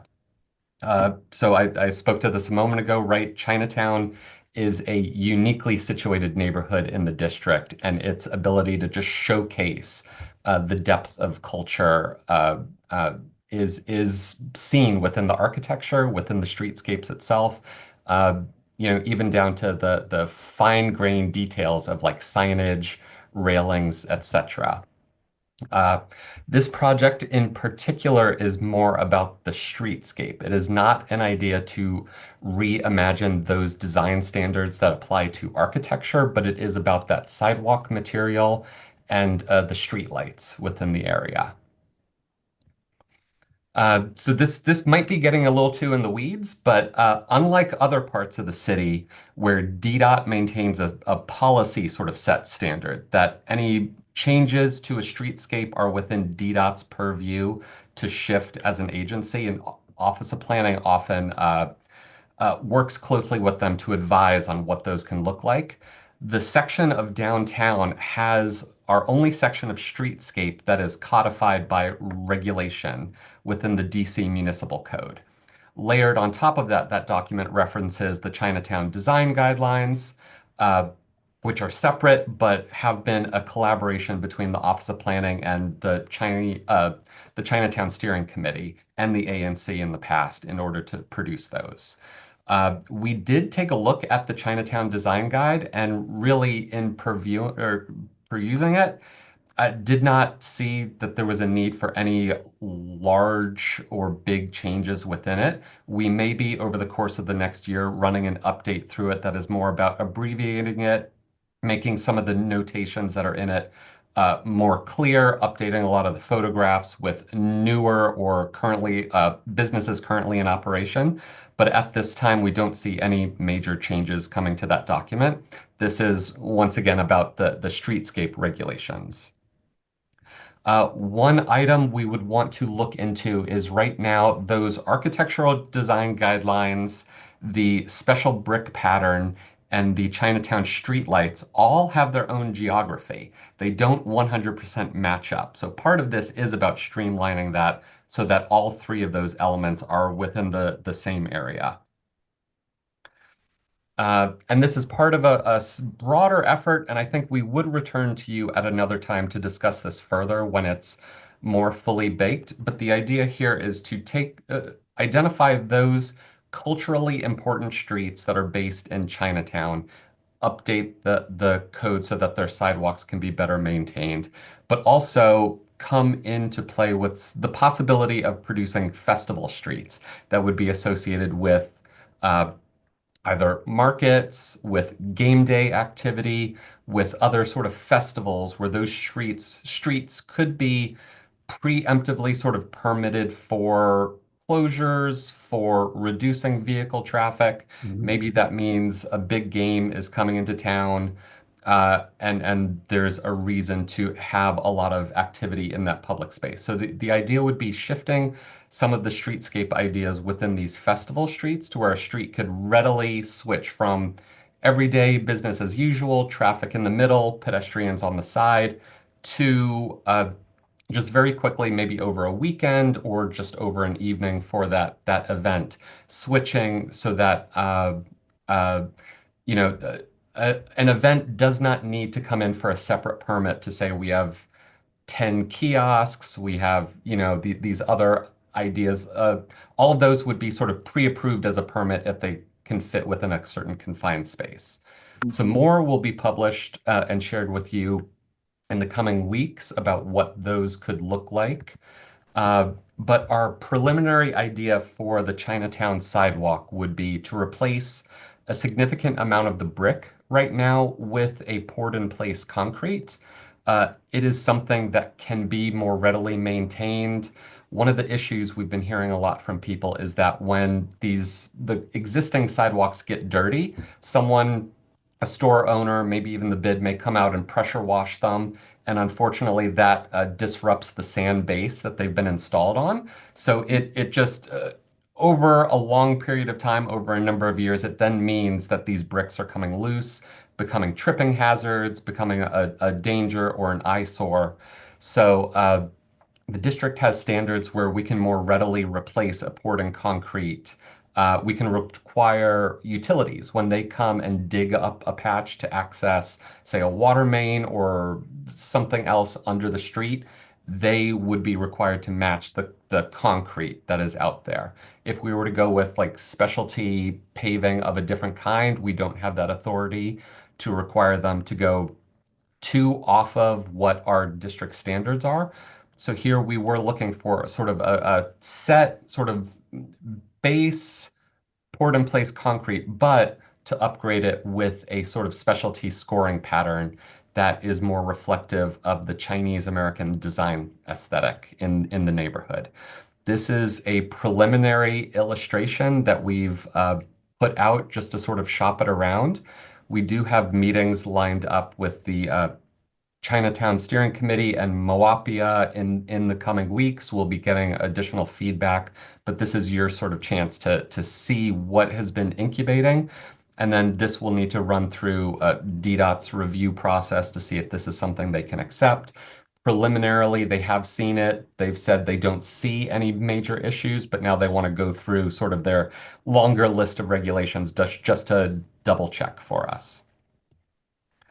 And then this is what a typical street section would look like. This is not a project that would shift or relocate the curb lines. This is about maintaining the existing layout of that infrastructure. So we really are just talking about that space within the tree box zone and the sidewalk. And actually, just one other point going back to this slide, we are aware that people do like that brick aesthetic. It is more pleasant than just concrete. So the idea here is to reuse and repurpose a lot of that brick, but relocate it out of that main pedestrian corridor. So it doesn't present a tripping hazard, but it can still serve as an accent on the sidewalk. There is in the code 8 by 8 inch special zodiac bricks that have symbols, characters on those. Those also would be preserved, reused. They would just be relocated out to this tree box zone. So they would not be going away. There would not be a new process to design a new version of those bricks. They would be reused.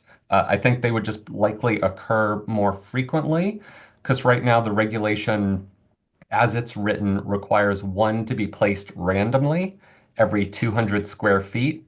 So we would update that to make it so that they're appearing fairly frequently in this reduced square footage of the tree box zone. But I believe I've briefly touched on some of these, right? The process for this is to go through the standard municipal regulation rulemaking process. We would likely be going through that process in the next month. That's when it would open up for a broader public comment period. Typical responsibility for sidewalk upkeep is DDOT, although I believe there is an agreement with the downtown bid, and the downtown bid is the primary organization that has been maintaining these. Although that doesn't prohibit the adjacent shop owner, the adjacent residential building from going out and replacing any of this stuff if they see fit. Hey, Tim, just to clarify, sorry about that. I don't mean to Oh, interrupt, yes. but we used to have an agreement with DDOT, and we do not any longer. Okay. There was something. There was a legal issue with the Office of Risk Management around the liability that we used to take on doing the work. So we had to stop doing it. Oh, okay. Okay. And actually, now that you mentioned that is something I got an email from DDOT on this week. I just haven't updated the slide to reflect that. But thank you for that, Lucas. No problem. And then, yes, I mentioned March, we would be moving with a published notice for the rulemaking in the DC Register. and then that notice of final rulemaking after a certain number of or a certain timeline of public comment period for April. That could be extended if we get, comments that are a little bit more comprehensive. We would go through and address those and return to the ANC. And then I mentioned throughout the end of the year, we would continue looking through the Chinatown design guide to see if there's a reason or a need to update anything within it. But our first pass on that really just showed opportunities for updating photographs and some proofreading effort, possibly reducing it in the number of pages. Right now it's about 70, maybe make it more concise, but I don't see wholesale a lot of changes coming from that. But I'm happy to stop there, take any questions, any comments, and of course, those who want to speak up can or type to us in the chat. We have a couple of questions that have come through. Let's see here. I know that there's several different groups of individuals that engage the Chinatown community that are on tonight, and I'm wondering how the Office of Planning is going to engage the larger community, the Chinatown community. And I know that I have heard lots of comments and discussion about the design guidelines and what some of those symbols mean and don't mean. And I'm wondering, I'm almost thinking that we may need a larger discussion on how those design guidelines may be updated with the Chinatown community. Yes, absolutely. So I think we saw from an engagement point of view, our starting point was the ANC and the Chinatown Steering Committee, and rely on especially the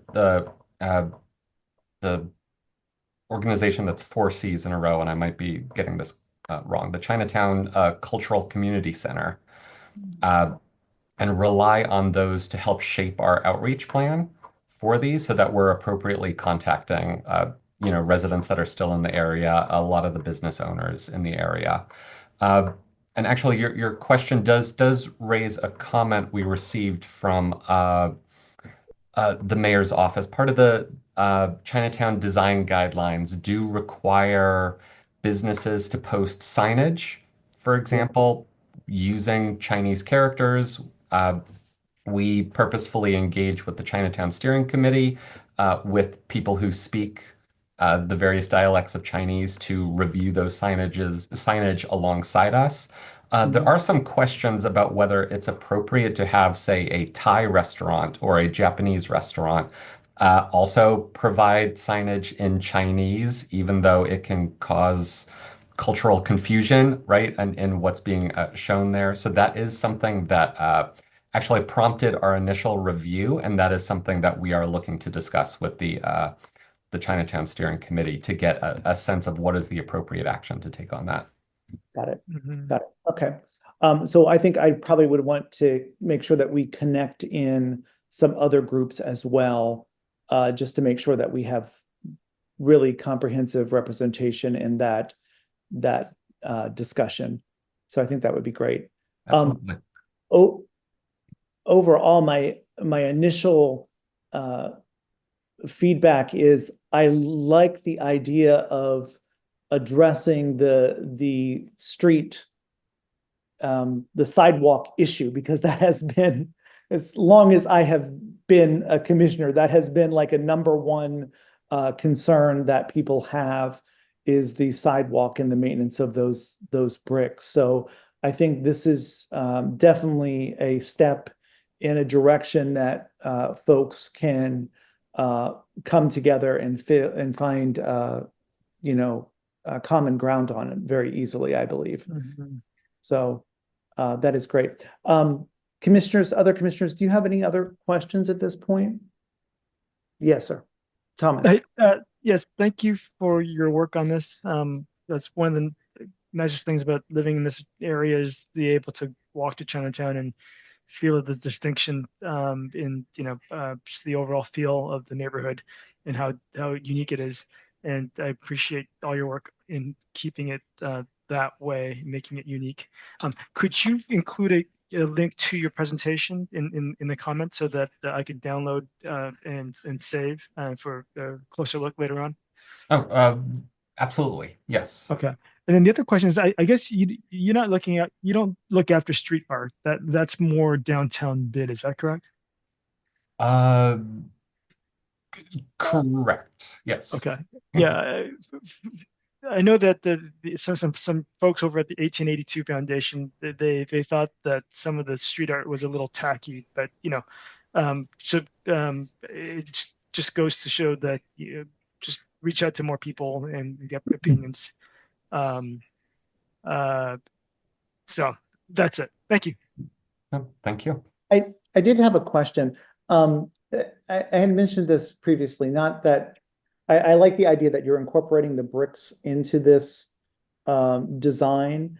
I know that there has been, folks have basically laid concrete and printed the brick, like on the concrete. I don't know what that is called. There's a word for that or whatever. I'm wondering if you have explored that in place of the brick items. And I know that there has always been a concern, especially when we have large events, that bricks can be taken out of the sidewalk and used as to be thrown in through windows and things like that. I'm just wondering if that had been considered. Yes. Yes, and actually one of our first requests to DDOT for them to review for us was what are our options for two routes, either cementing the bricks in place so they can't be moved, and even if they are pressure washed, right, you're not blasting out concrete underneath them, or there's a method where you cast down concrete, but then as it's still wet, you stamp it with a brick pattern. And that can be colored any number of, these days you can color it like hundreds of different colors, but it would be colored to match adjacent brick. We ran both of those by DDOT, and they say they use those applications very rarely and over small square footages. They're prone to all sorts of other maintenance issues. They basically told us it would be the best looking sidewalk for 2 years, and then it would just completely disintegrate. It would just be very hard to maintain. They would not have the authority to require utilities, let's say, when they come in and make a cut for a new development that goes through the sidewalk. It means if they can't match the material, they're laying down asphalt. And so we researched, this is something that Fairfax County, Fairfax City went through a number of years ago, and we got all sorts of pictures from some staff over there of just the maintenance issues. There's also the issues with right now, snow coming down outside. So in the winter months, you get, when bricks are cemented in place, you get that water seepage, it expands with ice, and it just breaks the whole thing up. So they were like, within a year or two, it would just need to be fully replaced, if not a heavy maintenance cost to update it. So they appreciate the poured in place concrete because it is significantly more durable. And it is the kind of thing that as subsections of it do deteriorate, it can be very readily, not even fully repaved. It's sort of a surface level sanding down and rebonding. I'm not the traffic engineer. I don't know all of the fine details of this, but that was the assessment we got from our partners at DDOT. Got it. So the second option was preferable. The doing the concrete imprint was preferable. Is that what they said? Yes. So right now, across most of the district, the standard sidewalk is a poured in place concrete with a 3 foot by 3 foot scoring pattern. There are examples of special districts throughout the city where it shifts slightly. So this, if I can go back, it's very closely mimicking the 3x3 scoring pattern by instead doing offset overlapping 4x4. But this was something that our research team had found that there are links to Chinese American patterning. That is this sort of geometric patterns repeating at different intervals. So this was something that closely approximated an existing standard, but that could be readily adopted and supported as something that we can routinely maintain. That's great. Commissioners, do you have any other questions? I don't have a question. I have a comment, if I Sure. could. Please. I wish you very well in this proposed Chinatown refurbishing. I know that there have been numerous plans for Chinatown over a 25-year period, and I certainly hope that you are successful with this one. It would be important for not only the shops and stores, but heck, the residents of the area would certainly appreciate something that works. And something that works for many people who live here is the idea that we as a business district be treated well with sound levels and all those sorts of things as well. So I wish you the very best in this, and wish the best for people who live here. If we had had the same kind of rules and regulations related to sound and busking and those sorts of things that residential areas have, I think that would be a great addition to your proposed plan. No, absolutely. That's very worth noting. Thank you. Okay. I would be, as you start moving down the path of this, you do not need, this is just a preliminary view to show the ANC, my understanding is, and you will, the next step would be to put out some official guidance or an official NOI, I guess, on moving forward with some changes and opening an official comment period. Is that correct? Correct, yes. Okay, got it. I would be totally willing to work with you guys in pulling together an ANC group if you would desire to ensure that we are able to look at those guidelines as a community and as a broad group and provide input to them as well. So I would be happy to pull a group together to help with that, in addition to the groups that you're currently working with. No, I appreciate that offer. I think absolutely that is the direction we'd want to head. And we can follow up with you after this. Awesome. Sounds great. Well, thank you so very much. Are there any community comments? There's a number of comments in the chat. I think we've addressed some of those comments, and we'll pull together a group to review this more comprehensively. But are there any other community comments? Yeah, Howard Marks here. Thank you for Commissioner Schenkel for putting together this ANC wide group, because here at the residence at Gallery Place, we have 300 residents. Okay, we have 192 units. We have never been approached by the Chinatown Steering Committee. Never. This building was delivered in 2005, and we don't even know where these people are. So we need the ANC because we have nothing to do with them. They have nothing to do with us. Just a couple of points, and I'm sure that Tim has already approached this. In the diagram that he put up there, it showed there was a clean break between the building facade and the sidewalk. That is not true. I'm looking down there on the west side of 7th Street, just south of H. Every single sidewalk goes into an alcove that's owned by the property owner, whether it's Chopped, whether it's T-Mobile. Our building also, the brick goes into our alcove, into the entranceway. So that has to be addressed. That's number one. And the mother of all of those entryways is, of course, what we call the G Street Alley, and which has been renamed by Monumental Sports Entertainment as I think it's called like G Place Way or something like that. They renamed it. That's all brick. Okay, so they have now, under the term sheet with the city, now own what we call the G Street Alley. They have another name, and that's all brick. Who's going to be responsible for that? And the other stakeholder, Michael, of course, is Monumental Sports and Entertainment. I didn't even hear them mentioned.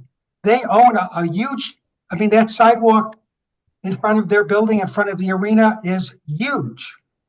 So they should be brought into this, plus the owner of the commercial side of our building, MRP, which owns the stores and the offices. They also should be brought into the discussion. Thank you. Awesome. Thank you for that. Thank you. Terrific. Thank you guys so much. I appreciate you being here tonight and presenting this. It's a great project moving forward. Appreciate it. All right. Thank you for your time. Thank you.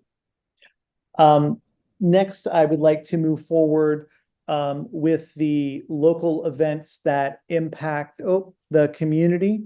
We have 4 items on our agenda this evening, and this is a consent agenda meeting that the commissioners will approve these as a block unless they choose to pull them out. The first is the 16th annual Purple Stride 5K, which is to be held on Saturday, April 26, 2025. The Capitol Pride, World Pride this year, which the parade is going to be held on Saturday, June 7th, 2025. We have the Race for Hope scheduled for Sunday, May 4th, 2025. And the Pride 5K, which is scheduled for Sunday, June 1st, 2025. So these are our 4 activities that will be taking over streets and spaces downtown for walks, runs, or the parades for those events. Commissioners, do you desire that any of these be pulled out to be discussed further? Do we have a presentation from World Pride? We put this on the consent agenda to do it as a block. Okay. Can I move that we approve them as a block then? Yep. So I will second that. And all those in favor of sending letters of support for these 4 events, you could please raise your hand. Okay, I have Thomas, I don't see you. I have 4 of 4 commissioners voting in favor of that. Terrific, awesome. Thank you very much, everybody. So Jeff, Sahend, and Diane, we will get letters off for you all for those events. Thank you all so much. Thank you. Do we have somebody on under our alcohol license, our APCA license from 709 D Street Northwest? Yeah, that's us right here. Hi, how are you? Good, how are you? Good. Have you received a placard? Nice moment. Not that I'm aware of. That would be stuck in the window? No, not yet. Not yet. We've submitted to the ABCA. So we're just wondering if you guys could assist us with sponsoring a stipulated license for 709 D Street. Okay. So we usually want to see the application. When did the application go in? Several weeks ago. At least several weeks ago. Okay, got it. All right. Well, Could you give us kind of a synopsis on what you're planning to do and hours of operations, things like that? Right. Yeah, so the restaurant itself is called Lucky Danger by Chef Tim Ma. So the whole concept behind it is American Chinese food by a Chinese American. So we have the spot at 709 D Street, which will kind of be Lucky Danger's like homecoming to DC. We have a location in Pentagon Row, which is takeout only. So this would be like kind of our first like sit down restaurant in the Chinatown / Penn Quarter area. Hours of operation will be around 5 through 11 on weekends and 5 through maybe midnight on weekends. Okay, weekends. And 709 is located, I'm just looking here. It's where the old Red Apron. Oh, the Red Apron. Yeah, I just looked on Google Maps Street View, and is that the same Red Apron space? And it's near Teism, across from Teism, Yeah. by Navy Memorial Courtyard. Got it. Let me just look at one more thing here. Because maybe this was, just bear with me just one second. Can you elaborate more on the menu while we wait for Michael? Yeah, so I'm actually going to be the chef at the restaurant. So we're kind of trying to, build a bridge between Chinese, what people know Chinese food to be, and kind of bring the American into it. So kind of like traditional Chinese concepts with kind of our own twists. Progressive Chinese food, if you will. So for example, moon cakes filled with apple pie filling, lo mein with Maryland blue crab, stuff like that. Oh, cool. And what price points are you targeting, just out of curiosity? Are we talking like Teism? We're talking, more higher end? So we're still playing in the whole casual environment scene. So I'd say anywhere from 40 to 65 check average. Okay. Probably what we'll be looking at.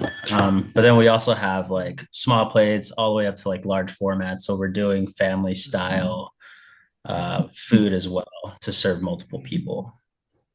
And this is sit down dining, fine dining?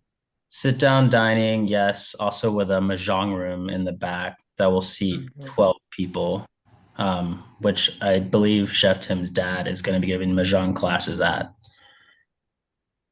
All right, cool. And I'll have to learn. It's going to be called Lucky Danger? Lucky Danger, yes, sir, that's correct.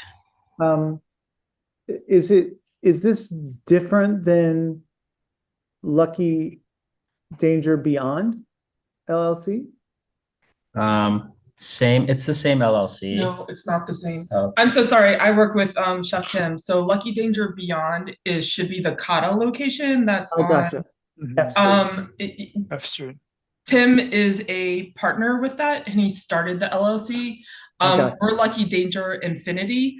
I gotcha. Him and his children like Toy Story, which is where the LLCs kind of came from. So yes, we within our restaurant group, we are opening numerous more restaurants, some of them located in the Penn Quarter area over the next this year and the years to come. So Lucky Danger is definitely one we're really excited about, something that Tim has been working towards for a while, and then being heavily involved in the Asian American community in DC with his nonprofit and other things. So finding a home in Chinatown was really important to him.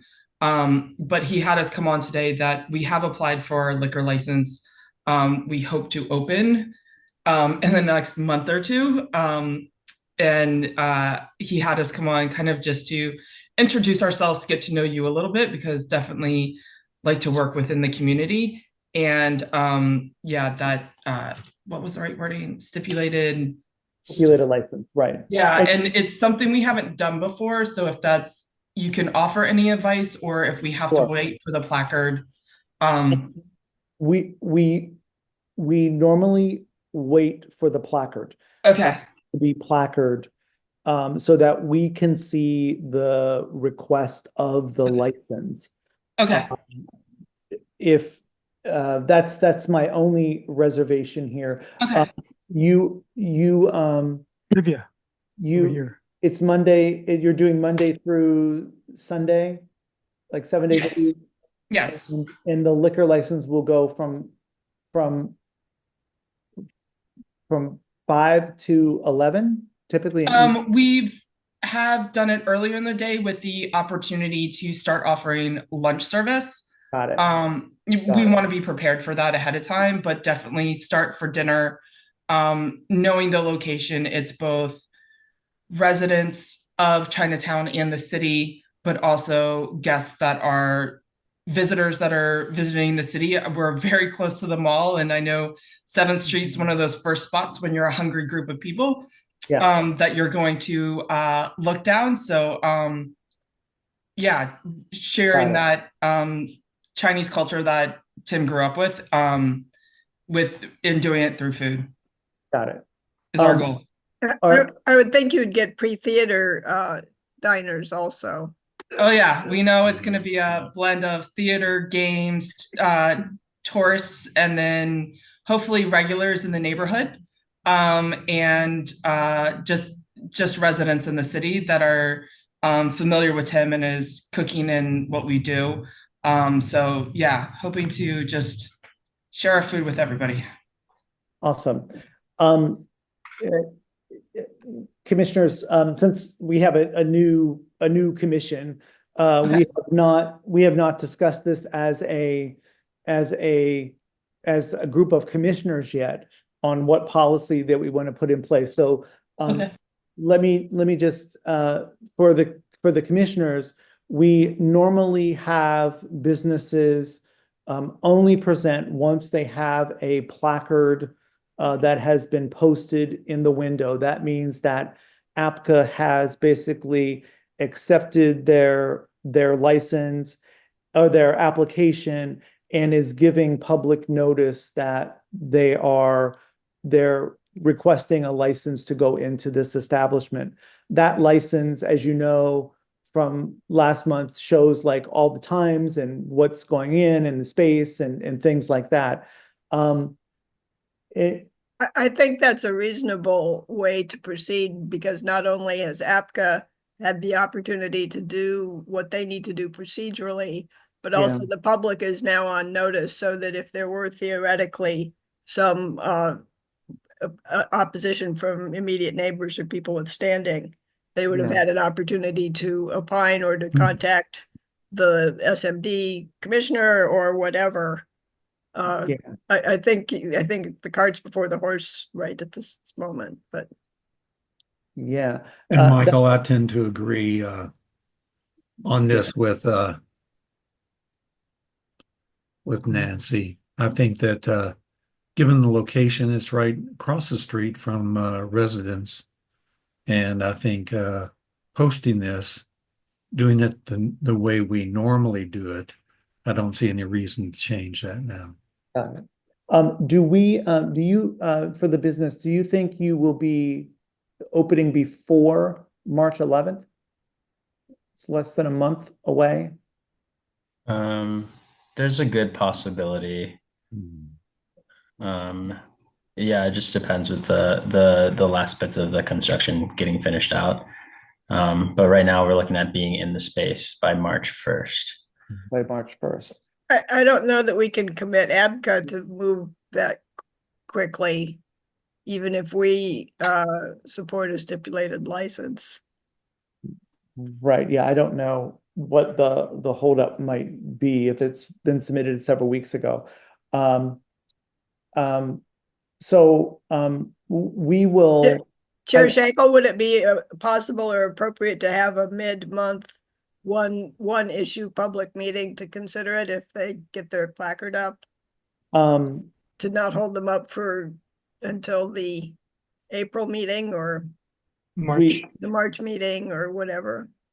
that is always a possibility that we could do that. That requires us to do notice and et cetera. So let us I would move that that at this point I think we need to table this until your placard is published. Once the placard is published, we usually get notice of it the day or two before it goes up, which means that I'll probably get it tomorrow morning at 8 a.m. for this. But what we will do is, if needed, we can come back together mid-month or before March 11th, which is our next meeting. Once we issue a stipulated license, once we issue a letter for a stipulated license, we can send that over to APCA straight away. And I think the board just needs to enter it into the record, and you will get the stipulated license if everything is in order. But that's an APCA decision. We just support that in that role. So I would move that we postpone. We are really I'm really thankful that you're coming to the neighborhood. I think it's great.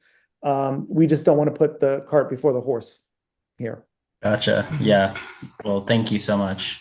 Most So definitely. right now the current holdup is APCA. Like, when did I guess we're just waiting for them to issue the thing, right? The placard, Yeah. yes. Yeah. The placard would have to go up. Once the placard goes up, it's usually what the stipulated license does is it gives you it's usually a 30-day notice for comment, objection to the license, and then there is a hearing date to review any protests that would have come in. If that's the case, a stipulated license gives you the opportunity to start operation before that license becomes formalized. Gotcha. So let us, once that gets posted, if we don't get notice of it, which we should get notice of it, and you get notice that it's being published or put in your window, you let us know right away through Thomas or through me, and we will make some decisions on how to facilitate that. Great. Thank you so much. Thank you. We look forward to working with you soon. Can I Awesome. just throw in my now standard question of all liquor license applicants? Sure. Just to check, has your architect made sure that you're in compliance with the Americans with Disabilities Act? Yes. Yes. Awesome. Yeah, it's something we use the same designer and construction person, general contractor regularly, and so they know that it is something that we that is important to the city and our guests. We look forward to your opening. If you invite us, maybe we'll come. Of course. Yeah. Please come. All right, thank you. Thank you guys so much. I Thank you so appreciate much. you. Terrific. Next, we'll move through to transportation and public space. First on our agenda is 15th Street Northwest Cycle Track. Is Christoph here? Or someone presenting that? Hi, Commissioner Hi. Schenkel. This is Christoph. Yes. Our project manager for the 15th Street multimodal safety improvement project is online. It's David Ballack. So I'll let him take it away. He has a presentation that he will share. Awesome. Thank you. Yes, good evening all. Hopefully, can everyone hear me and see my screen? Yes. Great, fantastic. Well, thanks so much for having us back. My name is David Ballack. I presented to you all on this 15th Street Multimodal Safety Improvement Project back in July. And so we wanted to come back and share our updates with you all as we continue to progress this project. Awesome. Let's see if I can get my slides to change. Great. So first and foremost, we often get questions about what brings us here, how we select our projects. This corridor, this 15th Street cycle track, network has this missing gap that was originally identified in Move DC. We've heard consistently from constituents, community members, cyclists around the region about this missing gap.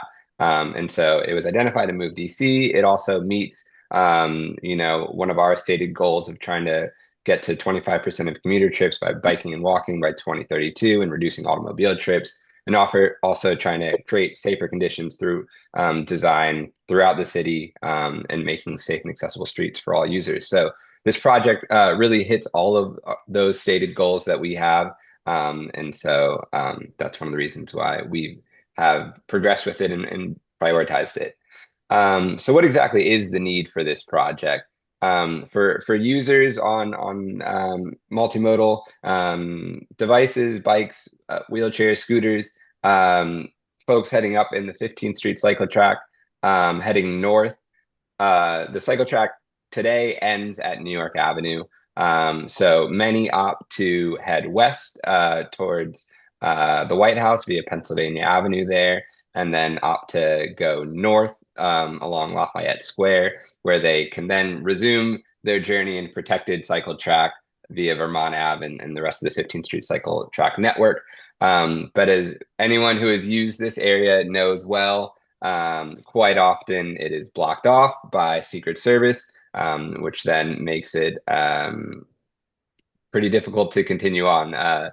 Cyclists are then forced to navigate their way through 15th Street and trying to find a way north, whether it be 8th Street or I Street. So pretty clear need, one that we've heard often and for a long time, and so are excited to be moving forward with this project. So like I said, what we're now looking at is moving north along 15th Street and then heading west via 8th Street. So I can talk about that a little bit more. So those are our goals: connecting the 15th Street cycle track network, offering an alternative to Lafayette Square, which is often closed, and continuing these goals set forth in Move DC and Vision Zero. So project updates. Since we last spoke in July, we originally presented two alternatives to you all, one heading west via I Street and one heading west via 8th Street. We have eliminated the I Street alternative because of conversations from you all, from what we heard with conversations with the Sofitel Hotel, who has a lay-by on the west side of 15th Street between 8th Street and I Street, and then also conversations with our DDOT curbside team about what that alternative might have. So for a lot of reasons, the 8th Street alternative seemed to make the most sense. So we've been moving forward with that one. We've progressed now to 65% design, which is what I'm here today to present. And we've continued to engage with businesses along their route, like the Sofitel and others, to kind of select this alternative and how we're moving forward. So existing conditions today, this is just 2 blocks, so we're going to look in detail at each of those blocks and those intersections. On 15th Street, there's for many years now been the pedestrian detour. For those who have been by recently, the detour is down. They just have some barrel cones up, so that's exciting to see, and especially for us who are looking to use this space for our project. So it's been one-way southbound for the last few years with 3 ways northbound. That easternmost lane on 15th Street is rush hour restricted parking. Our proposed changes are to, in that westernmost lane where that pedestrian detour has been, to put the 2-way cycle track. We'll have a 2-foot buffer and then continue with the 1-way southbound lane. And then we'll have 2 northbound lanes, and we're proposing to convert that easternmost lane into full-time parking. So rather than being rush hour restricted, we've reviewed the traffic analysis, and our traffic analysis team supports instead moving with full-time parking in this location. So that's between New York Ave and H. Heading north at the intersection of 15th and H, we're proposing a cycle track crossing here. This is, one of the more challenging sections of this. We have right turning vehicles on 8th Street who are headed southbound.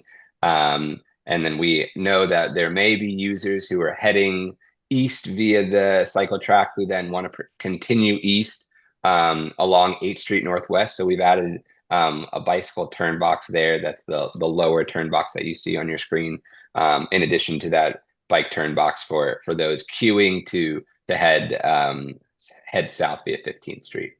So that's that intersection. Headed west now on 8th Street. Today there is a parking lane that becomes a southbound turn lane on 8th Street Northwest, followed by the bus lane, 2 eastbound vehicle lanes, and then an off-peak parking lane. And so what we're proposing doing is the only major change on this section is the 2-way cycle track on the north side of 8th Street, which allows users to pretty easily connect over to Vermont Avenue. We did look at the south side of 8th Street here, but due to the number of vehicles turning right, heading southbound, we didn't want to eliminate that turning lane. There's also some parking further up that was challenging, and we didn't want to have too many conflicts with the bus lane. So we found that the north side on 8th Street seemed to be the best alternative for this project.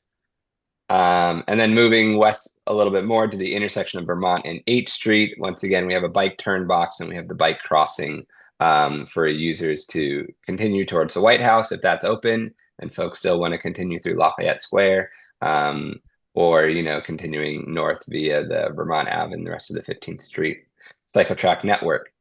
So relatively straightforward as far as bike projects go, just 2 blocks, but 2, as I was saying before, 2 critical blocks as far as this connection goes. So with that, we came to you all back in July. We completed the traffic analysis, moved forward to 65% design. We're here tonight. Moving forward, we're looking to progress to 100% design and wrap up community engagement and proceed with an NOI. And then based on that feedback, move to 100% design and then looking at construction spring, summer, if we can, assuming no more speed bumps along the way. So that's where we're at. I think we have a few minutes for questions and happy to answer any questions you all may have. Thanks for your time. Got it.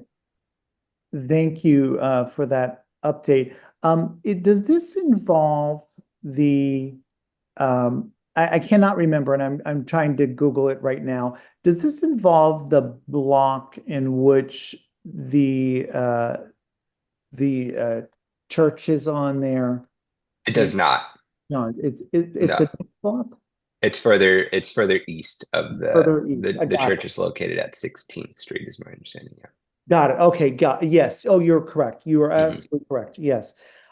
So with these turn lanes, so it looks like, if you can back up your slide, just Sure. Like right here. So Okay. the lower block is showing, like, these folks are going to, what is that block showing? So can you see my cursor? Yes, Are you referring to that this block. one? Yes. This is a bike turn box for cyclists who want to continue east along 8th Street Northwest. The bus lane is shared between bikes and buses, and so we want them to proceed via the bus lane. So if you were already continuing east, and this is a challenge, one that we've been discussing as far as with our design team and with planners at DDOT.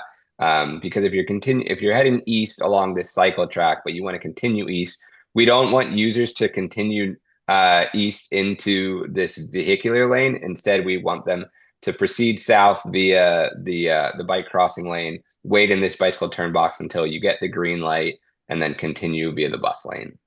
Got it.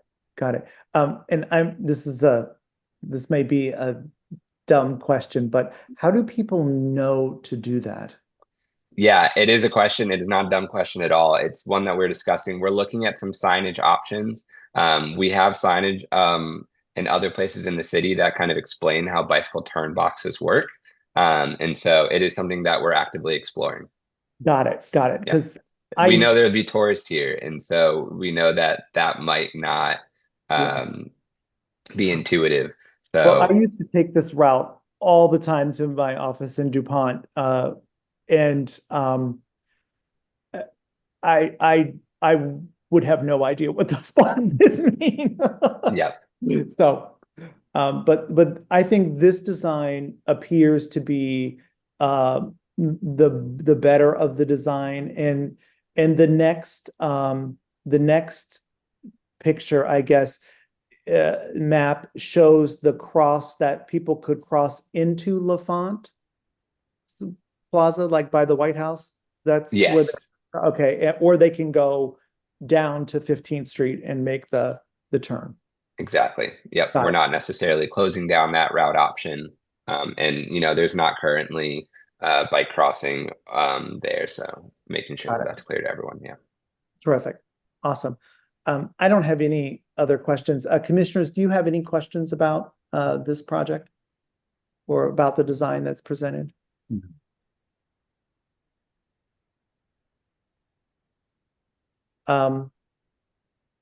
Hearing none. Any community concerns? Yeah, Howard Marks here. Like you, Michael, I use this also, but I use the unprotected G Street bike lane coming off 7th, going westbound to 15th. And I have a question for the DDOT representative.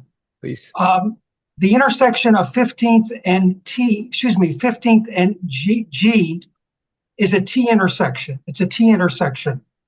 So if I'm trying to cross 15th Street going westbound off of G Street, I'm faced with these concrete blocks that prevent me from easily going southbound towards the National Mall or going northbound towards, going north.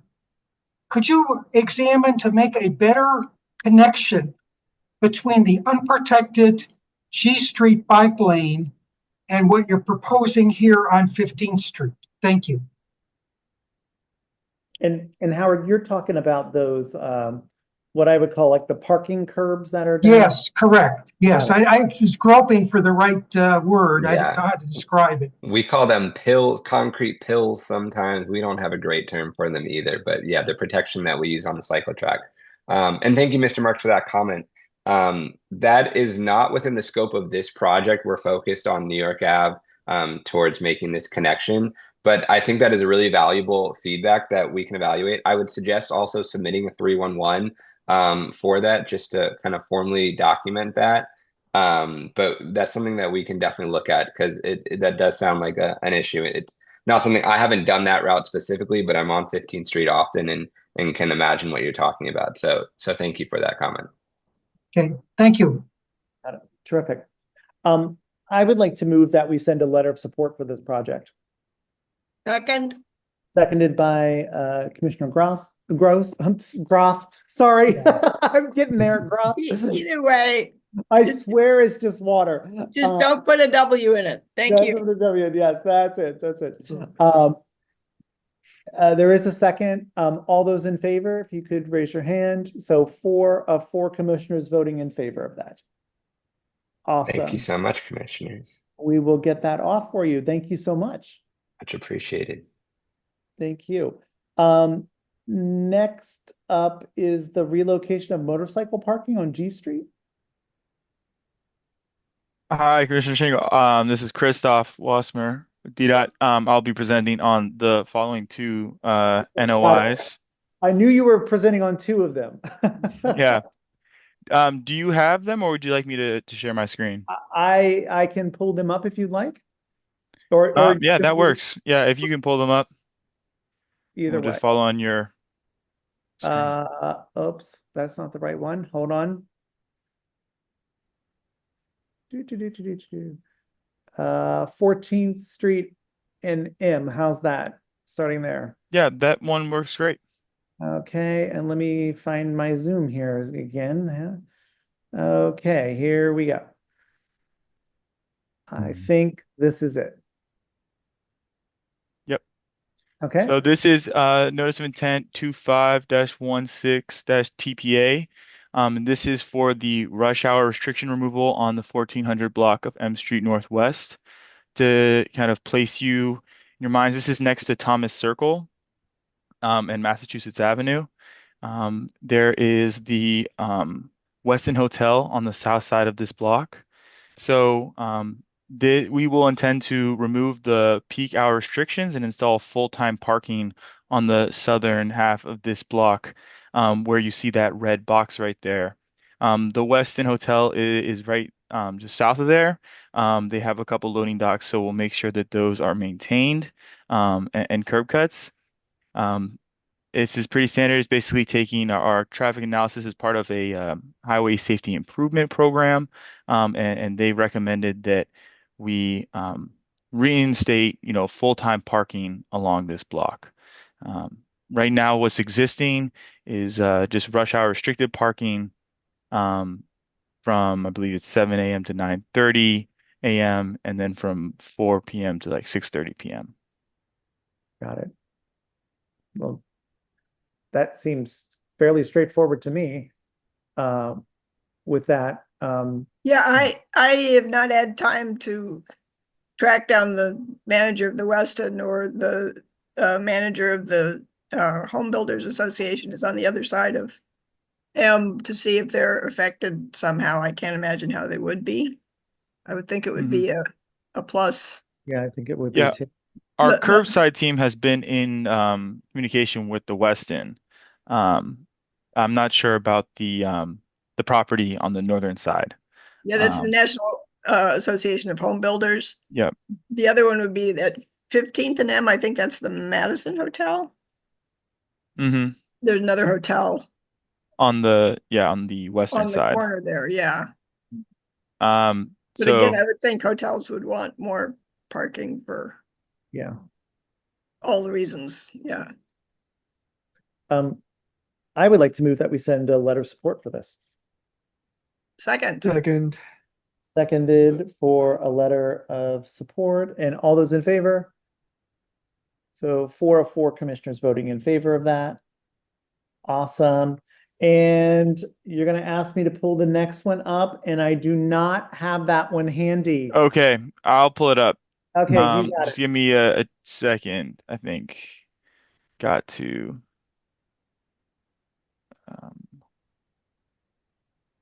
I didn't. I thought I had downloaded it, but I thought so too. yeah, let me I'll just. have to pull it up on the website, so it's not going to be this is on our NOI site. I'm just even All right, trying can to you think. see this? Yes.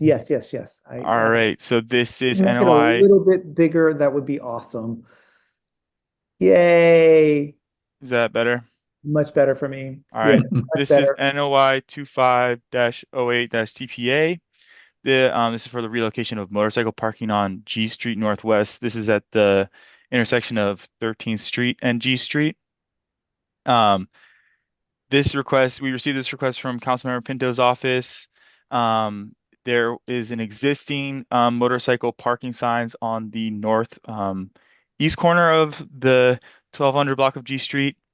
And we will be relocating it to the northwest corner. So there's a typo here, but it is from the northeast corner to the northwest corner. So these motorcycle parking signs are now in front of a bike corral. So there's a lot of Lime scooters and Lime bikes that are now taking up what is signed for motorcycle parking. So this would be repurposing a loading space on the northwest corner to motorcycle parking. And if Google Maps would help kind of place you, I can bring that up as well. Right. But if I scroll down, this is the loading zone that would then be repurposed as a motorcycle parking. Just a question. Is the motorcycle parking used? Um, it is my understanding that it is used when I was going back on Google Maps. I noticed that there was a motorcycle that was routinely parked there in the past. Okay. Of course, now we have a lot more motorcycles on our streets, or I don't know if they're classified as motorcycles. I think they're classified as scooters, but yeah, this would also serve for them. Got it. Got it. I didn't think about the scooters. So, okay. Well, this makes sense. It sounds like we are making things less confusing for folks, and this is a loading zone already that will be repurposed into that structure. So, this makes sense. Okay. I like to move. Are we saying, Go ahead. I'm sorry. Go ahead, Jim. are we saying that the loading zone is no longer necessary? That was a determination made by our curbside team. And that's, they communicate with the adjacent businesses and property owners. All right, that's good.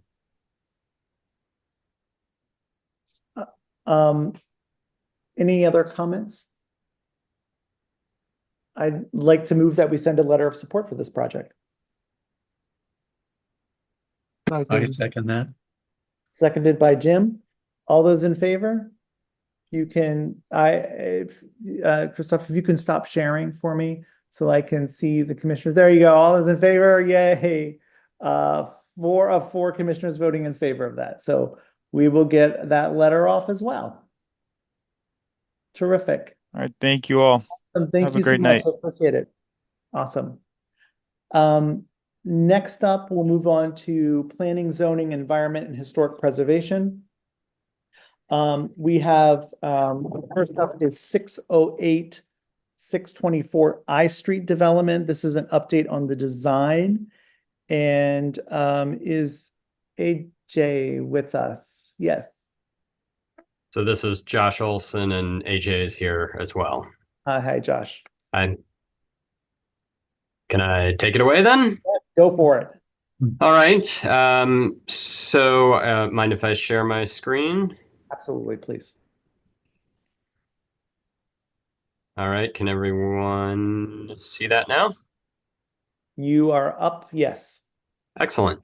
Thank you for everyone's time. This is a project that's been before the ANC multiple times in the past, and we've received support from the ANC multiple times in the past. I think some of the feedback from some of those more recent meetings is we've supported this project. Why isn't it happening already? First, am pleased to say that that support is bearing fruit here. Let me first orient everyone to what we're talking about here. So there's actually 2 separate projects. We're mostly going to be talking about I Street here between 6th and 7th, but we also have a project down on H Street. That project is now under construction. Here's a rendering of it. So that piece is moving forward, and we're hopeful that with some modifications to the I Street piece, that's going to be able to move forward as well. The H Street piece, currently a surface parking lot, will be replaced by 72 residential units and some ground floor retail. With respect to I Street, which is what we're here to talk about, we were last in front of the ANC back in November. We were at the time going to HPRB to obtain approval to take down a concrete warehouse on the property that had deteriorated. We received support from the ANC for that, and then we also received support from HPRB to do that. And I mentioned when I was here in November that we would be back to show you modified designs based on the outcome of that HPRB hearing. And so that's what I'm here with today. We have previously approved plans for this site, and again, ones that the ANC has supported multiple times over the years. We are making modifications to those. that will make the project simpler and therefore easier to build. And as far as historic preservation is concerned, I think all these will be viewed as favorable moves by HPRB. So I'll get into this in detail in the drawings, but high level, what we had previously approved is 10 stories plus penthouse. We're now going to take that down to 8 stories. The previous plan had a new building glomming on to the back of the historic row homes on I Street. We've now created a separation between those two. So the row homes will stand by themselves, and then the new building will rise behind them, but there'll be a separation between the two. We've added 608 I Street, and I'll show you where that is in a second. That was the one row house in the row that we didn't have as part of the project. It is currently owned by the 6 and I Synagogue, and we've reached an agreement with them to include it as part of the project going forward. And then there's a north-south alley here that's received a lot of attention from the city and the downtown task force about how that alley can be more activated and turned into more of an attraction. And so part of this new project is working with the city to make that happen. Next slide here. So from the previous aerial image I showed you, this is now zoomed in. So I Street is at the top of the slide. The alley in the center between H and I is at the bottom of the slide. And then this is roughly the middle of the block. The area with the grid on it is the north-south alley that goes between the center alley and I Street. All of the yellow buildings are historic structures. All of those will be preserved and restored. And just to give you a sense as to what those look like, this is most of them on I Street here. I mentioned 608I, that's the white one on the far left that we're now adding to the project. So that will also be restored and preserved. We have a pretty comprehensive program for what we're going to be doing with these row homes, taking off the fire escapes, repairing the stairs, replacing the entry doors, replacing the windows where they're not historic windows. The 2 buildings with stucco on them, will be removing the stucco to take them back to the original brick. So basically completely improving these. And previously we had actually received praise from HPRB and the mayor's agent for the level of restoration that we were doing on these row homes. It was a major attraction of the project for them, was fixing these up. This is just, again, looking at the ground floor of the proposed project. So you have the row homes in yellow up front on I Street, and then you see a white blank space. That's what we're calling a muse. It'll be a garden area, which will separate the row homes from the new building behind it, and that's the ground floor of it. You can see where there are the doors, and again, the grid pattern that's going out to the alley. That'll be the lobby on one side of the alley, and then we have a lobby on the west side of the alley as well, serving that portion of the complex. And I think that becomes a little clearer as we go up. So this is the second level, and you can begin to see the different components here. And one piece of this is a bridge connection between the building on the east and the building on the west over the alley. That was part of the currently approved project and would still be part of this project. And we actually think that with the activation to the alley that we're doing, this is pretty important in that I think it makes the alley more inviting. The bridge will be enclosed glass, will be lighted inside, lighted below, and I think add to the sense of security in that alley, having that activated connection going above the alley. And then this is a typical floor. So in this diagram, we're above the row houses. So you're looking at the roofs of the row houses. And then these are the 2 main buildings that would be rising here. And like I said, each of those would now be 8 stories as opposed to essentially 11 stories, 10 stories plus penthouse, which is what we had approved previously. And so for those of you that are tired of looking at plans, here's a rendering. So this is taken from the west on I Street. Sorry, was there a... this is taken from the west on I Street, and you can see the row homes that have been restored. You can see the building behind. Most of the building is, as you can see, barely visible. We do have the one piece that projects further towards I Street, and that's because right now there's a surface parking lot there as well. So there's more opportunity to bring the building closer to the street. Here's a front-on view. So looking south, this is the I Street frontage, and you can see the alley activated. You can see in the middle the bridge going across the alley. That alley continues all the way to H Street. We obviously don't control the piece south to H Street, but this piece is the piece that we'd be focusing on as part of the project. And then as you go down the alley, this would be the entrance to one of the buildings here, and you can see the greenery, which is part of that Muse area. Here is a view from inside the Muse here. This would be connected to the amenity space that's part of the building, so the community lounge. The idea is it would have a secret garden type feel. So as you're walking down the alley, a neat thing to see. Oh, look at all that greenery. I think the architects have thought about Charleston or New Orleans, that kind of effect of these little urban oases. And then obviously would be an amenity for the residents in the buildings to enjoy.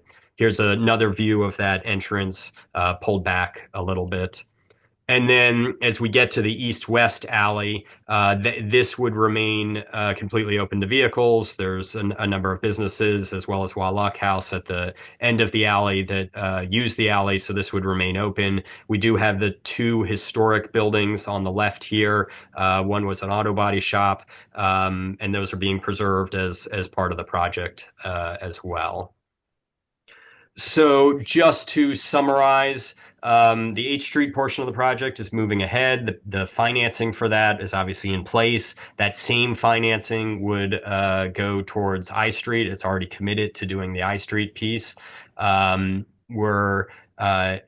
We're planning this all to operate as one complex. So H and I would be operated together. They would share amenities. They would share a leasing office. So ultimately it would all be one complex. I Street will be roughly 95 units. I mentioned H Street is 70 units. We're preserving the historic structures on I Street. We've scaled down the development to make it easier to build. And like I said, hopefully that's an easy yes for Historic Preservation Review Board. We've separated the new buildings from the rear of the row homes. We're working with the city to make the north-south alley pedestrian friendly. We've integrated 608 I Street into the development, and assuming that we are able to move forward with this, we'd be able to start construction in the third quarter of this year. And what we're looking for as far as the ANC is concerned is support for going to HPRB for concept level approval of these new designs, and then working with DDOT and the Public Space Committee on the alley. Making the alley pedestrian friendly. And with that, I am very happy to take any questions. What is going to happen with the row homes? The row homes will be integrated into the project. So if I can go back here.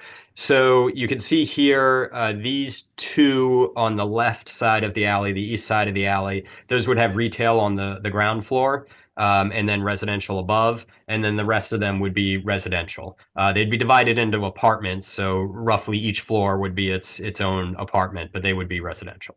They'd be residential. Okay. Got it. That's great. And is there any in the drawing that you showed on the alleyway, it doesn't look like there's this walkway that I'm seeing here, it doesn't look like there's any retail along that walkway, but in the back, is there retail? So the retail to the right here would open onto the alley. So that's new construction there. There's not a row house there. That's the surface parking lot that I referenced. Oh, So that would be able to open onto the alley. That's the white building? The white building, yes. I gotcha. I Yes. gotcha. Okay. Got it. Unfortunately, the building on the other side of the alley, which is a historic row house, has a typical English basement arrangement, so it's not possible to get that open onto the alley.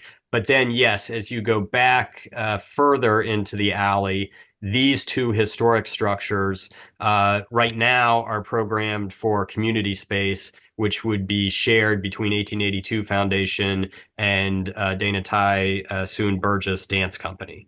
So that's providing activation back there, and hopefully would help draw people back to that space. That's great. Are those the 1882 and the dance company? They're taking up both buildings? Yes, yeah, it's about 2,000 square feet, 2,000 to 2,500 square feet that would be in there. And is that a permanent use for them, or could there be at one point, in the future, an opportunity to, turn those into perhaps like a restaurant or a bar, or something different, like what you might see in Blagden Alley?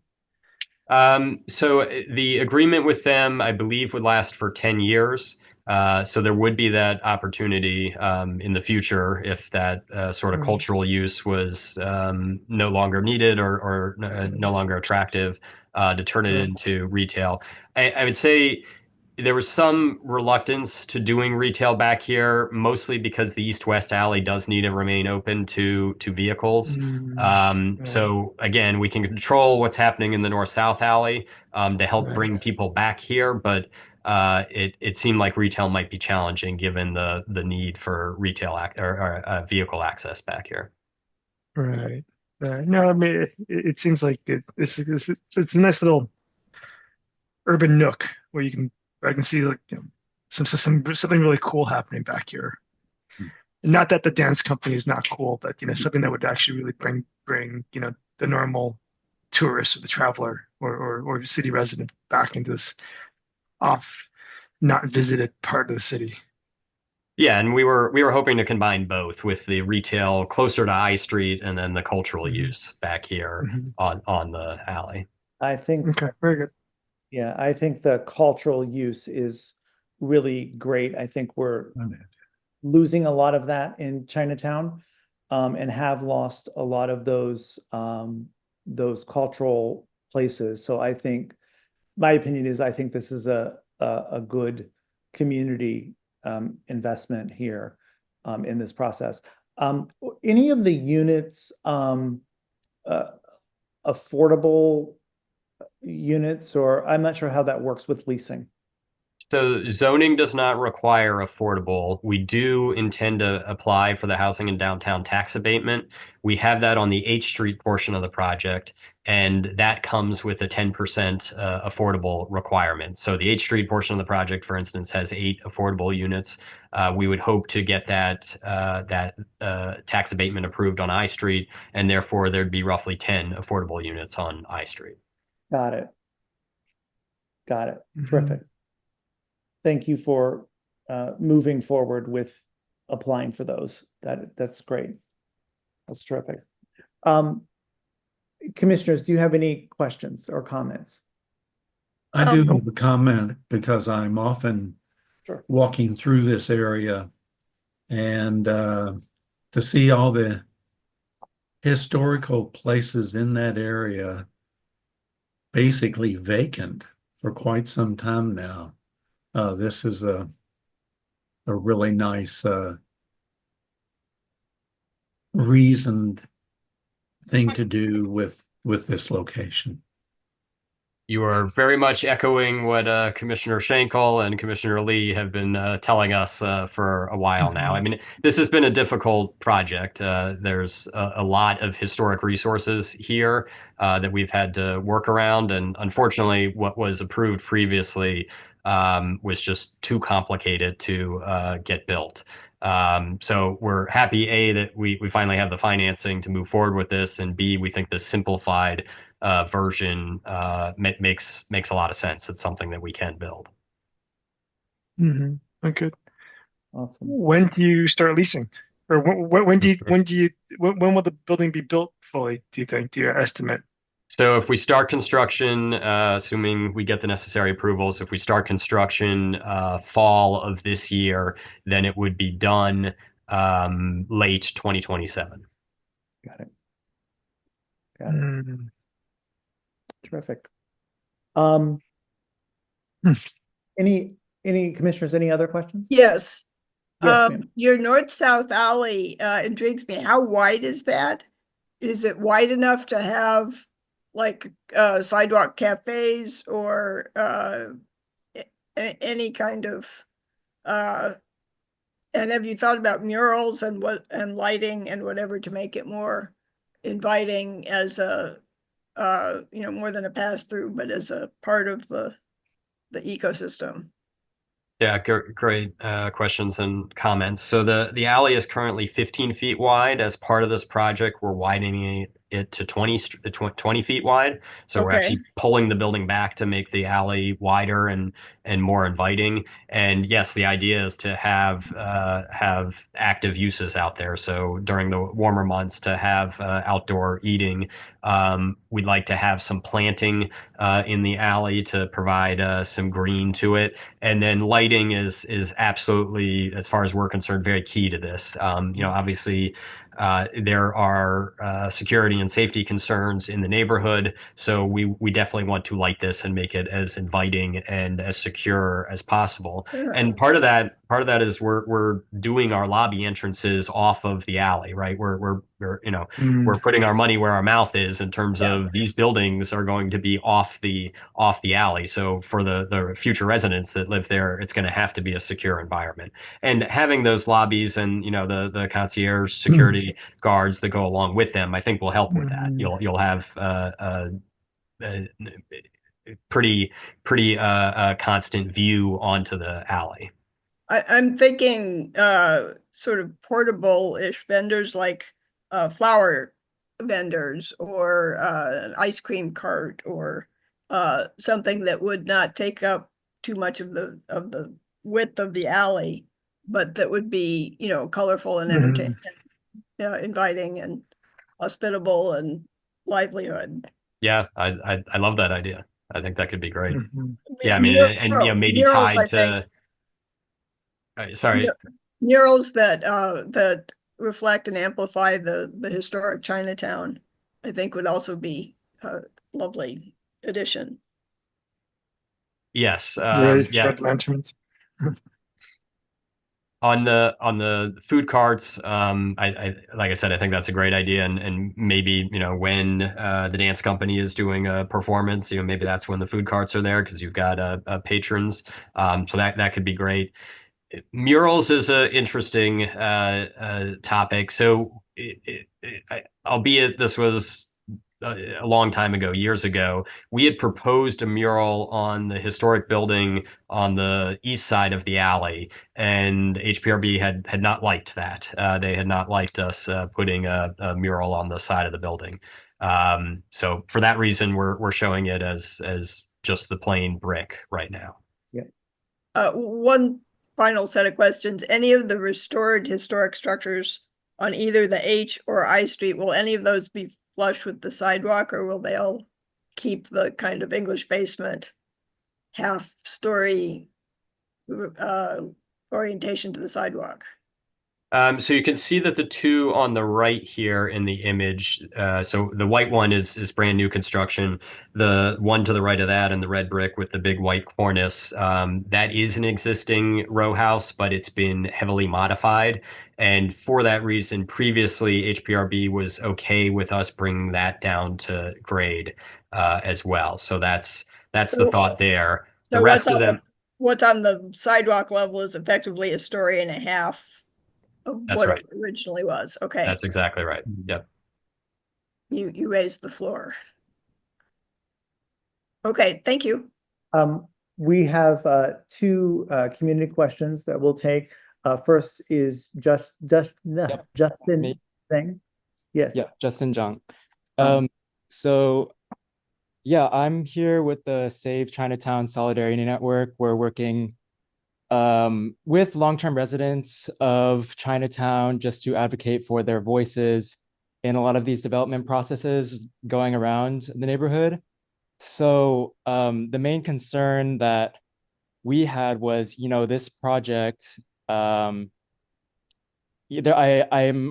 aware that there was some negotiations and with the community 10 years ago when the initial plans were being put in place for some community benefits of like this space. But quite frankly, it's been 10 years and community needs probably aren't the same. And I'm just curious whether there is any effort to re-engage the community about certain benefits that will actually benefit residents of the area and not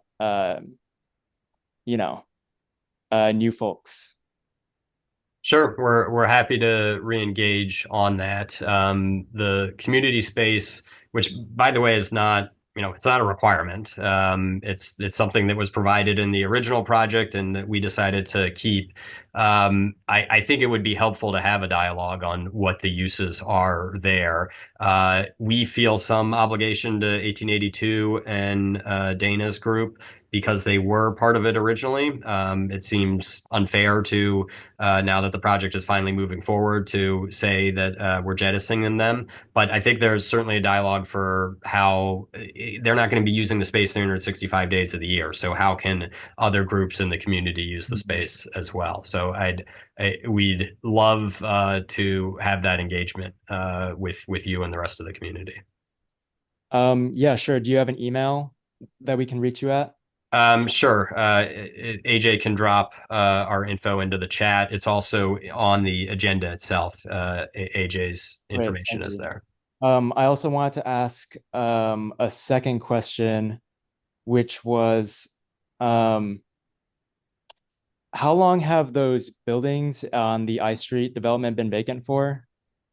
The current townhomes? I mean, most of them were vacant before we were even involved with the project, and that goes back at least 10 years. So when we bought the buildings, the previous owners had already been in the process of vacating them. Yeah, so my concern here is just pretty straightforward. I think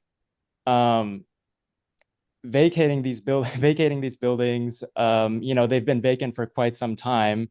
For me, we want to talk about crime and blighted buildings and things like that, and safety, quite frankly.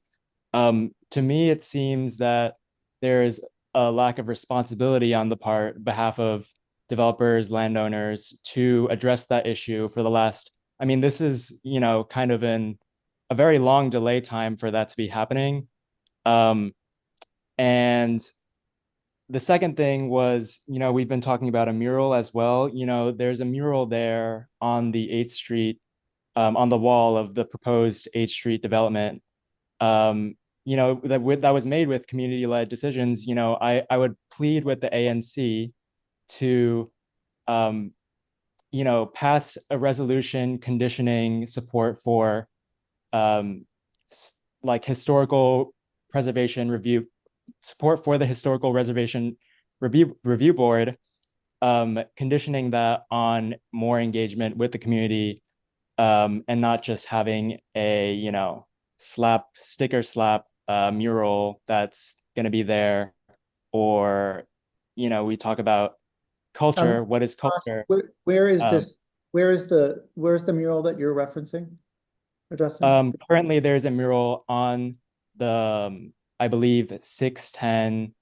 Sorry. That would be 5. No. Just in the on the side. Oh, sorry. Yeah. I just pasted a link into the chat, Michael. It's on the alleyway between 6th and 7th Street, right where Jackie's Cafe is. Where what Yes, is? I'm sorry. Jackie's Cafe. Oh, Jackie's Cafe. Got it. Yes, it's on the side of that building.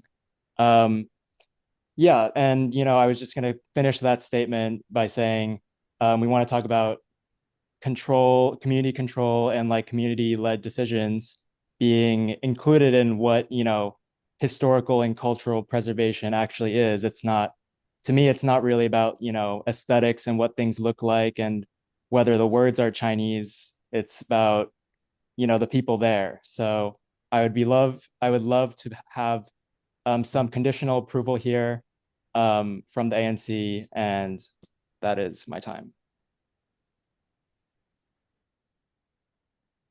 Okay. And next up we have Cassie.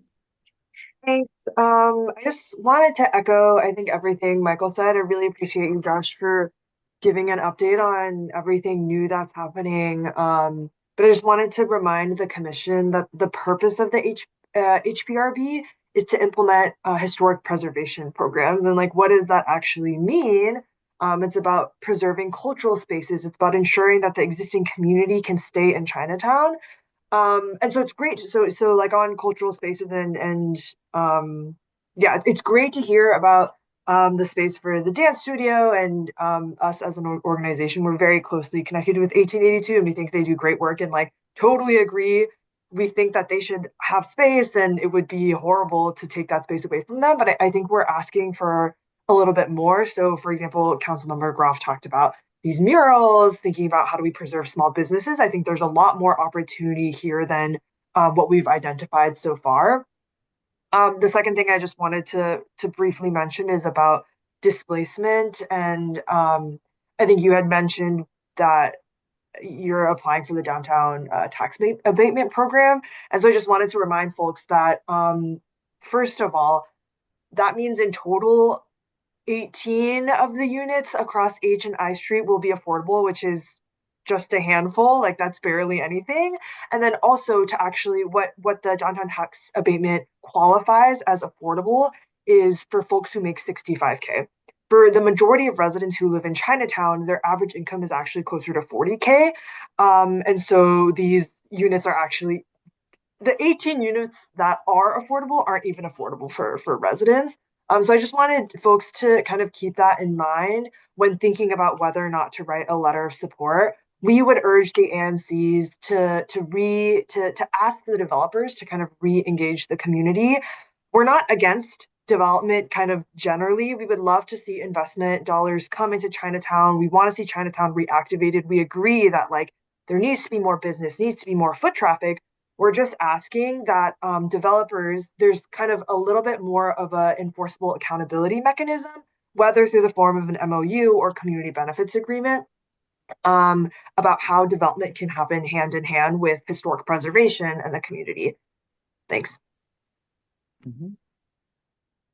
Awesome. Thank you for all those comments. And I think that the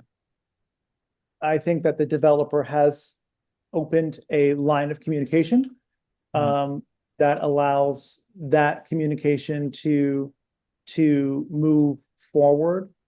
So I think that is a really great step in this discussion. But I agree with all of what both you and Cassie and Justin had brought forward on space as well, and culture in the Chinatown community. So I do appreciate those comments. I didn't know, AJ, do you have any response? Not that you need a response right now. I just wanted to offer that opportunity. This is Josh, and yes, I mean, like I said, we are very happy to engage with the Chinatown community. I'm glad that Justin and Cassie are here because it's sometimes difficult for us to figure out exactly who to engage with in the community. So we will reach out to you immediately and would like to have that dialogue. Great. I have a question. I don't know if this is a Josh or a Justin question, but where does Wall Luck House fit in all of this?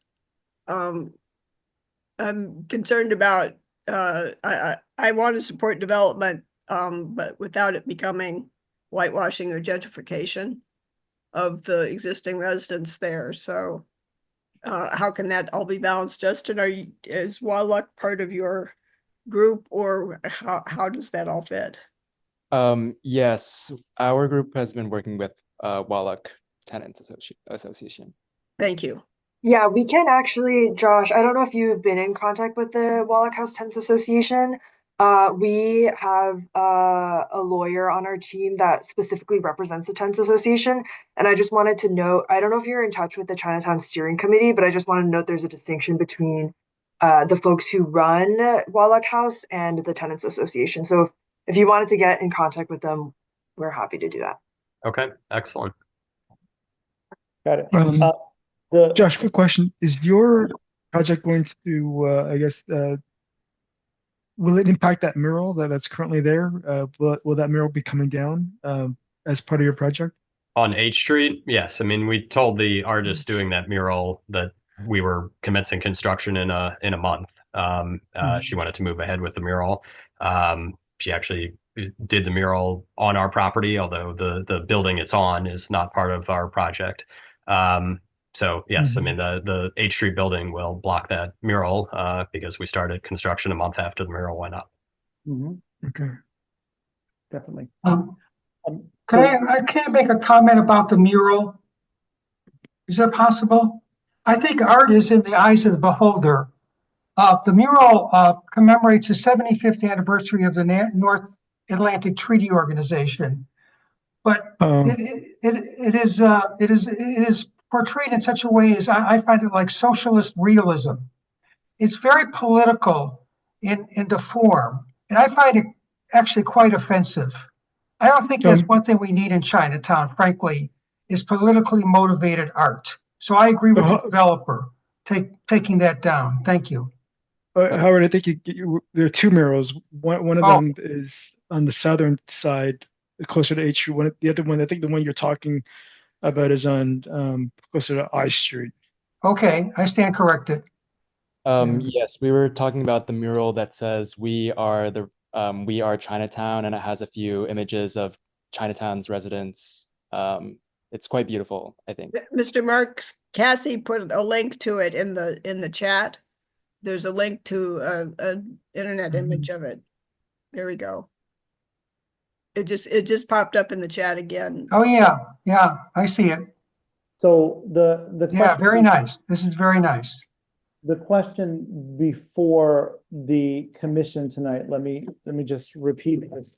The question for the commission is to show to provide approval with the new concept design that you are presenting this evening. Is that correct?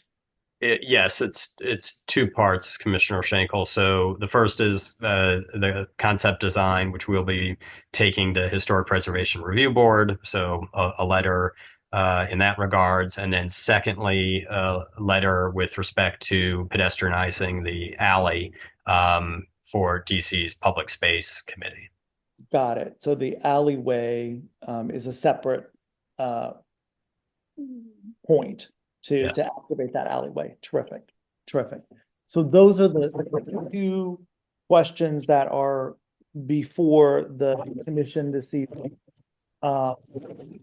The other things I want to, Josh, I want to get you together with the Chinatown Save Chinatown committee, so that there can be a broader discussion that happens here as well. But I think this project is definitely moving. It has been not that you have not tried, Josh, by any means to get this project moving faster. Finance has been a tremendous sticky block here. So I think that the design that you're presenting with the alleyway activation is definitely a positive benefit for the community. And I'd like to move that we send a letter of support for both the HBRC and for DDOT for the alleyway activation. Is there a second? I second that. Seconded by Commissioner Sport. I have a procedural question. If we send unqualified letter of support. I do support both the conceptual design of the way they have the buildings laid out, and all of that makes a lot of sense. It seems much more viable and a great way forward. I'm excited about the alleyway activation. Is this our only opportunity to express concern and make sure that we are appropriately connecting parts of the community, including the Safe Chinatown folk and the residents of Wallach? The so it's two parts to the question here. This still will have to come back before the commission. Okay, good. Before it is finished in its process. There's lots of work to be done here yet. Yes. Okay. In this process, this is for them to get the design of the building approved to move the scope and size and footprint and all of that I understand and appreciate. And so that's for that part, and to take that alleyway that is currently there and get permission to utilize that alleyway in a constructive way.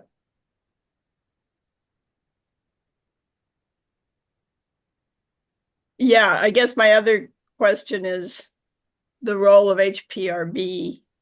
I have my own opinions about whose history and at whose expense HPRB has in the past made decisions as to particularly with regard to ADA access. So I don't mean to be mistrustful, but is HPRB the only gatekeeper for the role of preserving the Chinese character of Chinatown? No, they are about historic preservation. Okay. But what era and whose history? Yeah, that's I don't know that, but it's the history of our city and the history of the buildings that are structured there. That's their point. To Okay. ensure that these buildings are not demolished and completely new high-rises go up in their spaces that are not sensitive to the surrounding community. Okay. So we have a motion and a second. All those in favor of sending a letter? So four commissioners voting in the approval of that letter for HBRC. I completely hear the comments that the community is bringing forward. We will facilitate conversations with the developer to ensure that those conversations happen. Excuse me, may I ask, you mentioned the next steps for which this project will be brought back to the ANC. Could you elaborate on which exactly those are? Sure. There's going to be additional comments that are going to be coming back from the Office of Planning and for HBR. Yes, I can get back. They will bring those comments back to the commission if there's any additional design changes that are recommended. Same thing with DDOT. So there is always opportunity. This project is, while we're talking Q3, potentially starting this project, there is many more steps for this project to go through. Thank you. It's a question for Josh. Josh, before you go, earlier today we had a presentation with the public streetscape standards. Will you be able to draw some of that into that alley, so that there's a continuity of physical flow from the sidewalks up into the alley, so that it's all, cohesive and part of the overall development? Yeah, I think that's a good idea. We certainly plan on repaving the alley again to make it more inviting. And I agree that if DDOT's adopting new standards, it would make sense to pull those into the alley. And as Commissioner Schenkel alluded to, I mean, DDOT's going to be very involved with this process of making the alley pedestrian friendly. Thank you. Thank you, Josh. Awesome. Thank you all so much. Thank you. And we'll get those letters off to you and to HPRC. And do you have a contacted DDOT? We do have someone we're working with there, yes. It would be helpful for me to get that contact so I don't send it to Christoph just saying, I don't know where to send this to. Yeah, we'll get that to you. Awesome. Thank you so much. And Justin and Cassie will reach out immediately to you guys. Awesome. Thank you. Next on our agenda is this is a applicant's request for a 2-year time extension on BZ 1887. I see Madeline is on with us this evening. Yeah, I think it's just me today. Just you today. Terrific. Awesome. How are you doing? I'm doing well, and I'm sorry if you hear my cat in the background. Oh, no, don't worry. We have all kinds of pets making all kinds of sounds right now. Awesome. Well, I am mindful of the times. I do have a brief presentation. I'll keep it short. Let me pull it up real quick.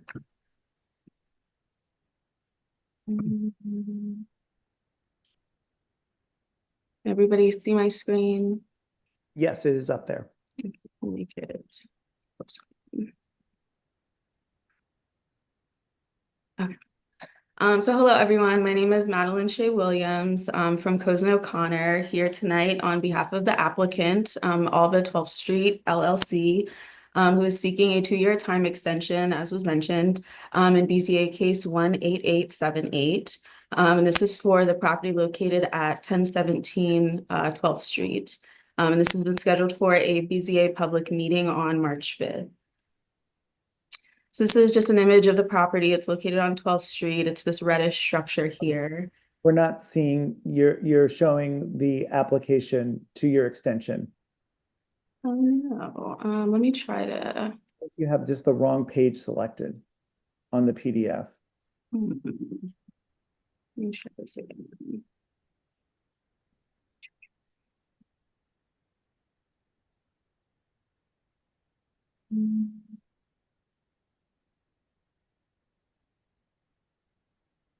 How about now?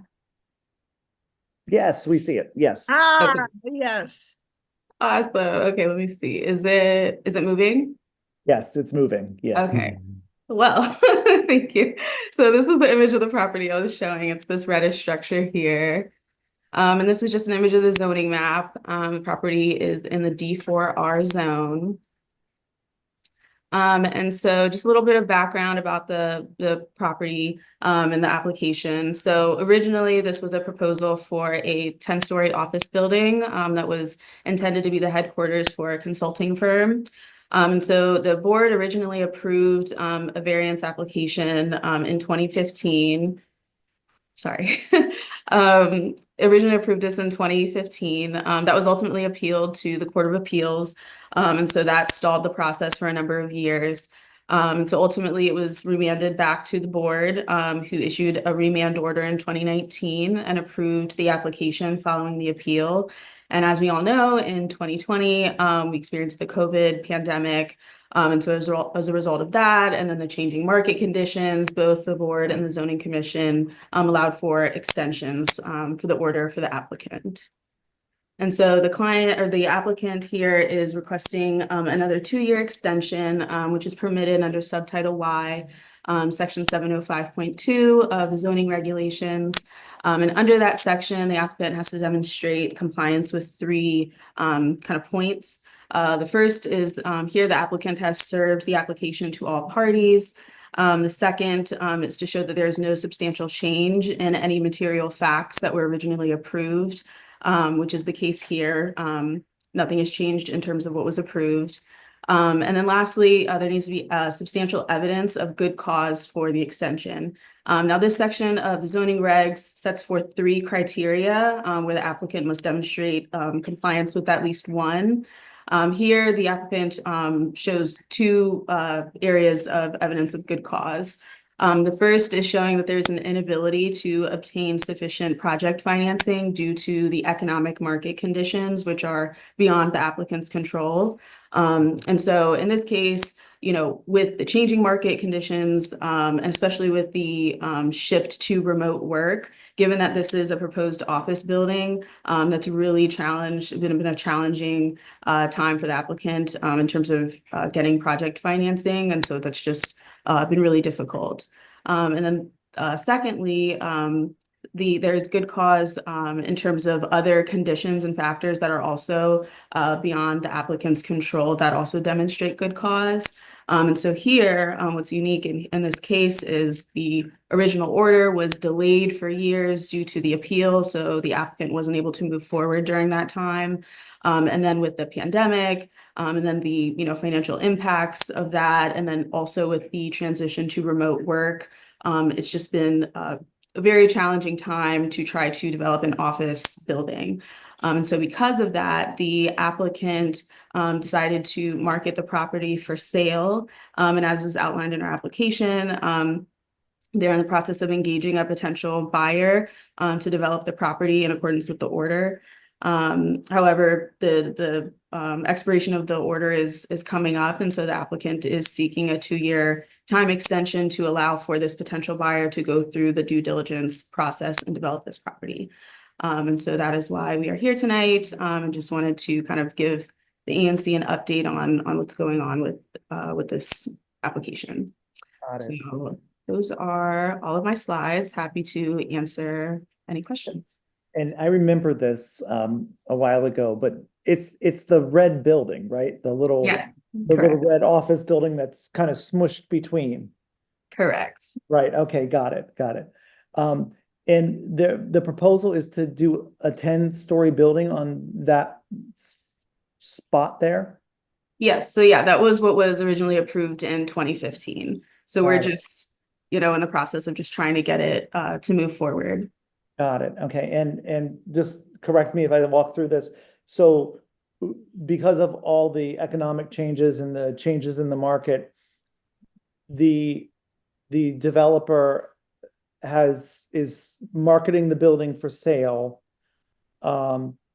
You want to be able to maintain that 10-year story building as part of the marketing of the building, that it's been approved for this, and you're asking for the extension because it's near running out and we need to have more time for the buyer to do their due diligence of the building.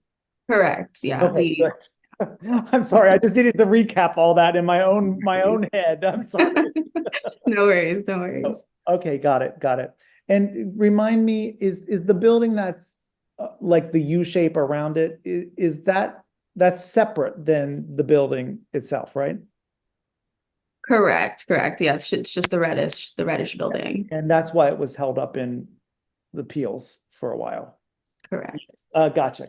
Okay, perfect. I'm up to speed. Totally up to speed. Terrific. Commissioners, do you have any questions? I don't. I Can do you have pull one. up that picture again? I'm sorry. Go sorry, ahead. Jim. Go ahead, Thomas. No, I was just asking to see if I can pull up the picture again of that building. Yes. If you've been on that block, it's I keep expecting Ed Asner with a big bunch of balloons to be Right. Ed Asner. Okay. The movie Yeah. Up. Yeah, yeah. Okay, I know that building. Yeah, it's right across the street from my girls where they used to go to school. And 17th Street. Yeah, it Jim, held the you had a newspaper, question? I think, for many decades. Nope, no question. I'm in favor. Jim, do you have a question? I do have a question. Is the desire to keep it still to have it be an office building? Yeah, it's my understanding the intent is to have this project developed in accordance with the order, the BCA order. Got it. Any other questions, Commissioner or community members? And Madeline, quick question. It's so the new office is going to sprout on top of the existing brick building? Meredith, I don't know if you're on the call. I'm just curious, that's all. I mean, it is a tight footprint. But Yes, hi, how are you doing? Meredith Moldenhauer, Cozen O'Connor. I wasn't going to jump in unless Madeline, there was a question. Yes, so the proposal would be that it would be a rear and top story addition set back off the front facade, but then on top of the existing structure. Okay. And that was what was presented, and the relief was required in order to obtain that approval. Okay. So then we have I think there are windows that overlook the roof of that building now.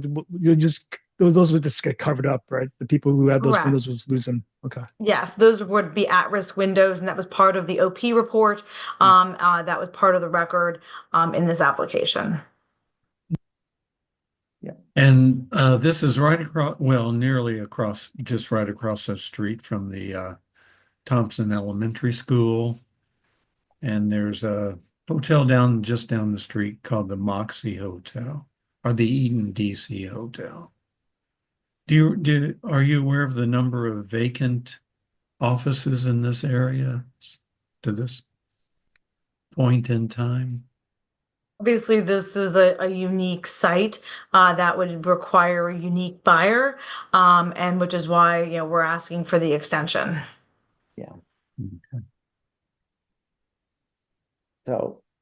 So the BZA, correct me if I'm wrong, the BZA approved the conversion of this to a 10-story office building, the area, the building, and you have been attempting to get the developer has been attempting to get financing in order to build, and there's been all these delays because of the appeals, etc.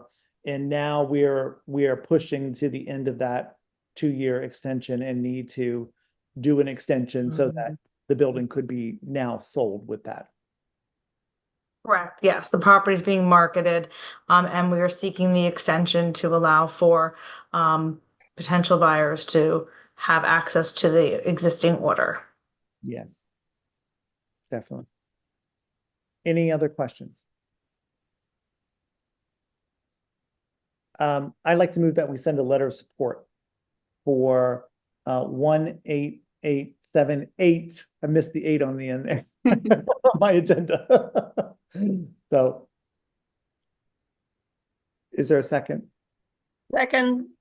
Seconded by Commissioner Groff. All those in favor?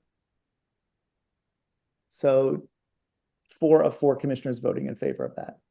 Awesome. And March 5th is your date. So we'll get that letter off to you and the BZA. Thank you so much. Thank you so much. Commissioners. Thank you. Thank you. We have 3 final items this evening. One is the bottle bill resolution. And I see Joanne, I believe you are, if I'm correct in saying that. Joanne. Yes, okay, got it. I just associated you with this, so awesome. So welcome. How are you this evening? Thank you. Good. And I do have a presentation here, and I'm looking at my Zoom up at the right to see how I can get it in here. Does anyone? Apps. On the bottom of mine, there is a little arrow, a little up arrow that Oh, says, okay, the share, okay.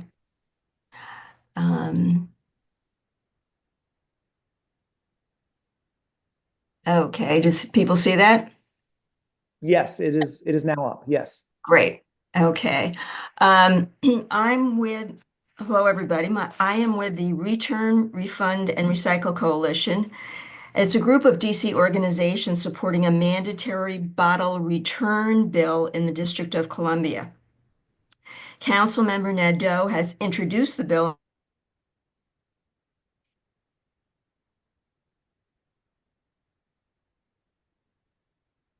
Uh-oh, did we? Oh, we think we lost her. Lost your audio. Mhm. Joanne, I think we lost you.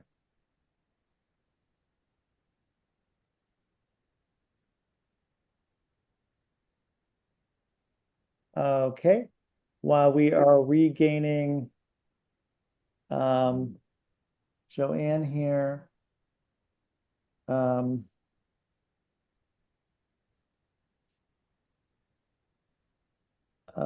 Let's see what happens. While we're trying to get Joanne back on here. Oh, there she goes. She disappeared a bit. Let's move forward to the DC Water Lead-Free DC initiative. Is Sean on with us or somebody from the coalition? Hey, Sean. Hey, How are you? I am well, thanks. How are you doing? Very well, thank you. Perfect. I sent you my presentation. Do you have it? I do. Hold on one second. Let me open it up here.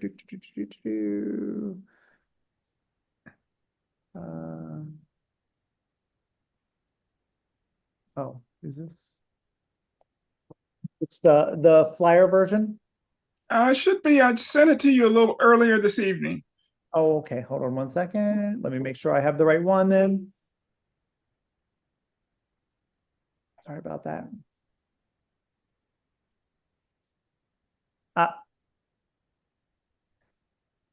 I don't have this one. Just give me 1 second. Okay. Oh, I do have this one. Okay. Okay. Oh, no, wait, what happened here? Hold on 1 second. I'm sorry.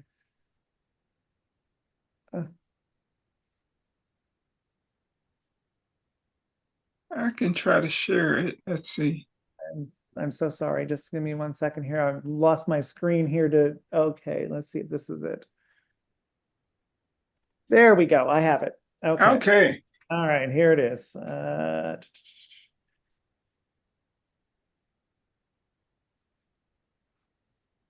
Okay, this is your presentation? That is my presentation. All right. All right. And I recognize it's a little late, so I'm going to go through this pretty quickly. Everyone, please feel free if you have any questions. You'll see my information at the end. You can reach out to me and I can answer your questions in depth, but it's late, so let me just run through this.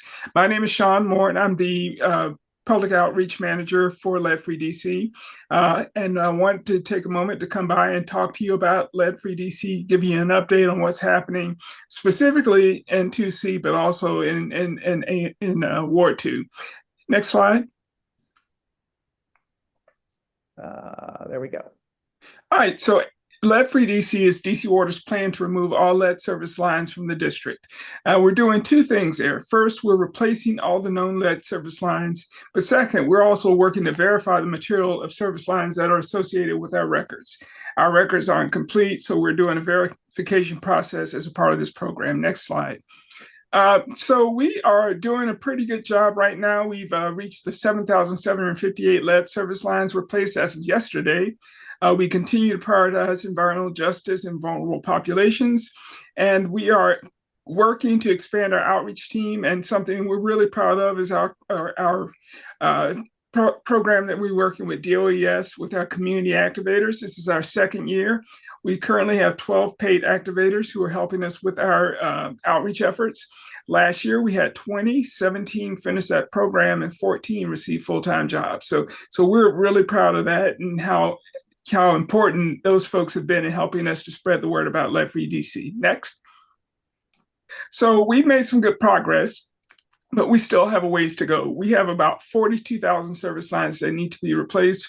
We were originally shooting to do this by 2030, but it's going to take us a little bit longer because we figured out we had about 14,000 more lines than we expected. Next. So just a quick note that last year, the EPA finalized their national drinking water lead and copper rule, which now means that starting in 2027, we have 10 years to finish replacing all our service lines.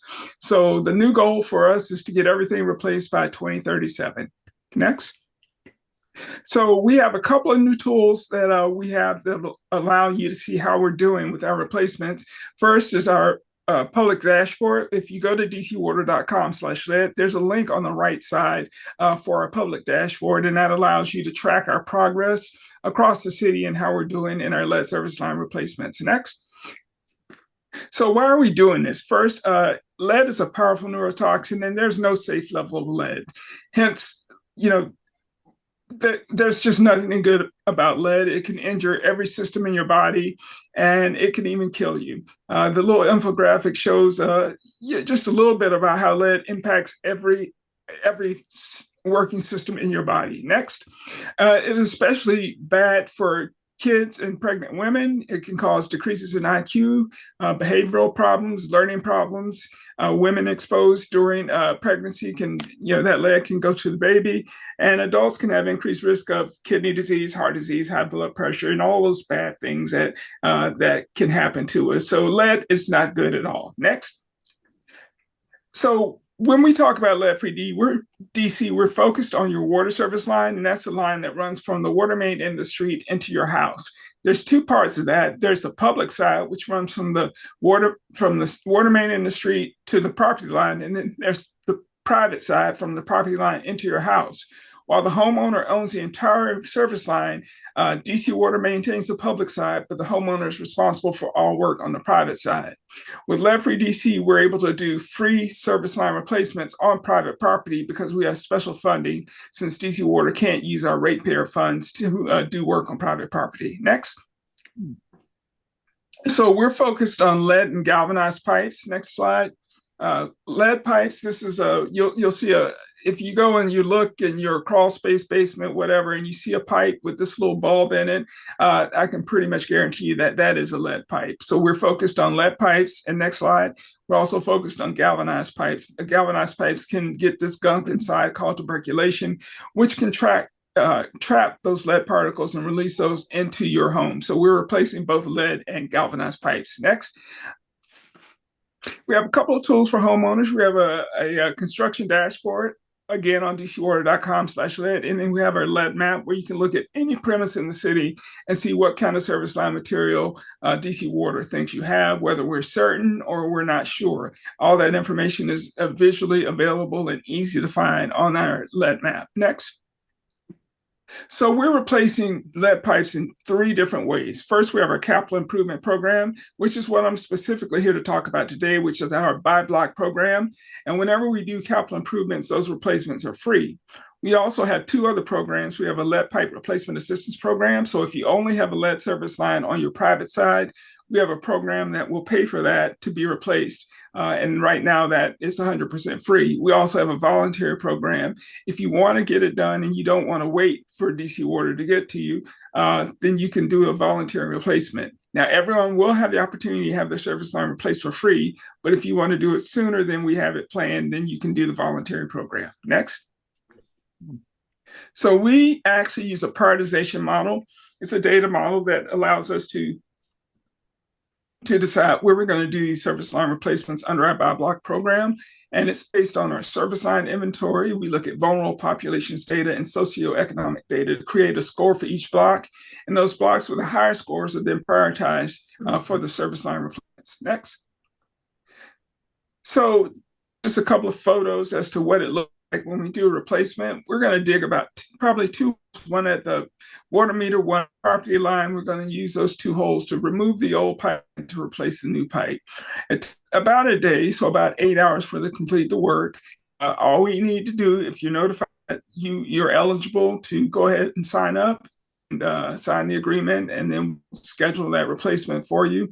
We may dig a test first. Well, we will dig a test bit first. If we confirm that it is lead, then we'll go ahead and replace that. Only caveat, you have to sign up for it, and an adult has to be home during the process. Next. What was the first caveat?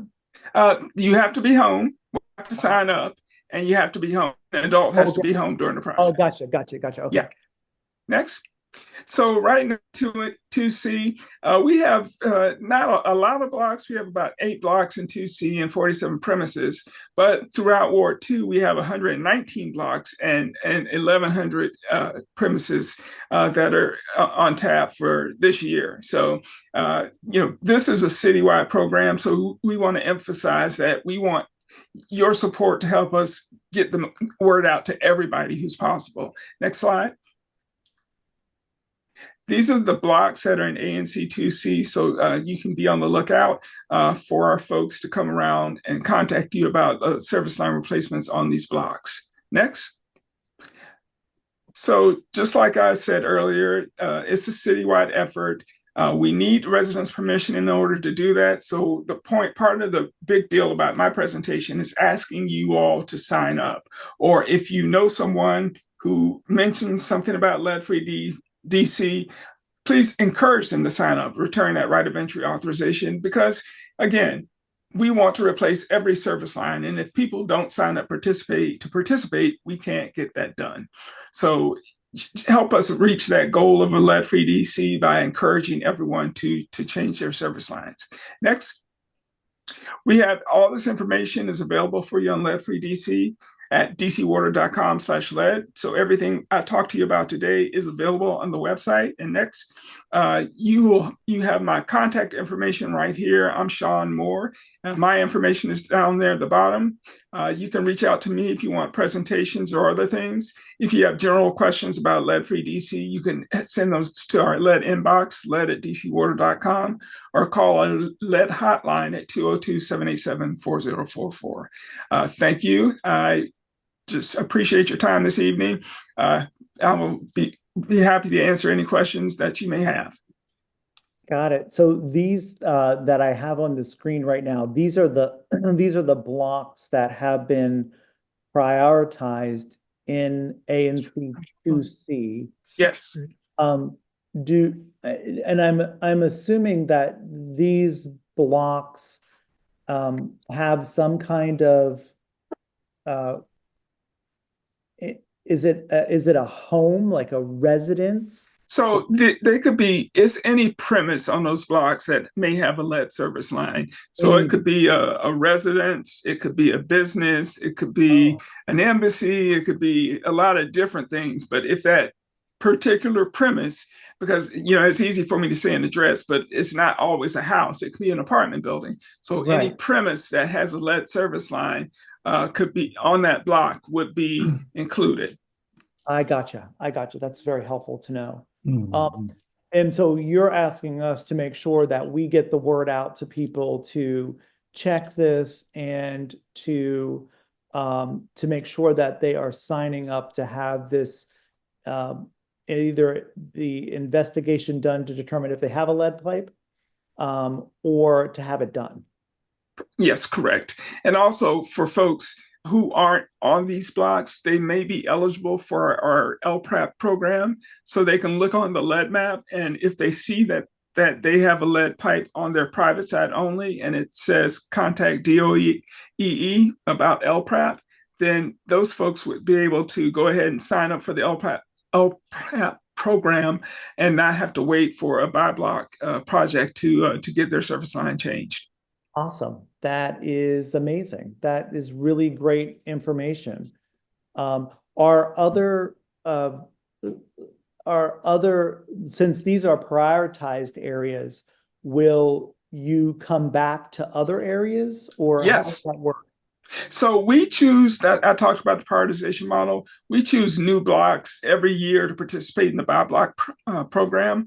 We also do replacements as a part of our small diameter water main replacement program.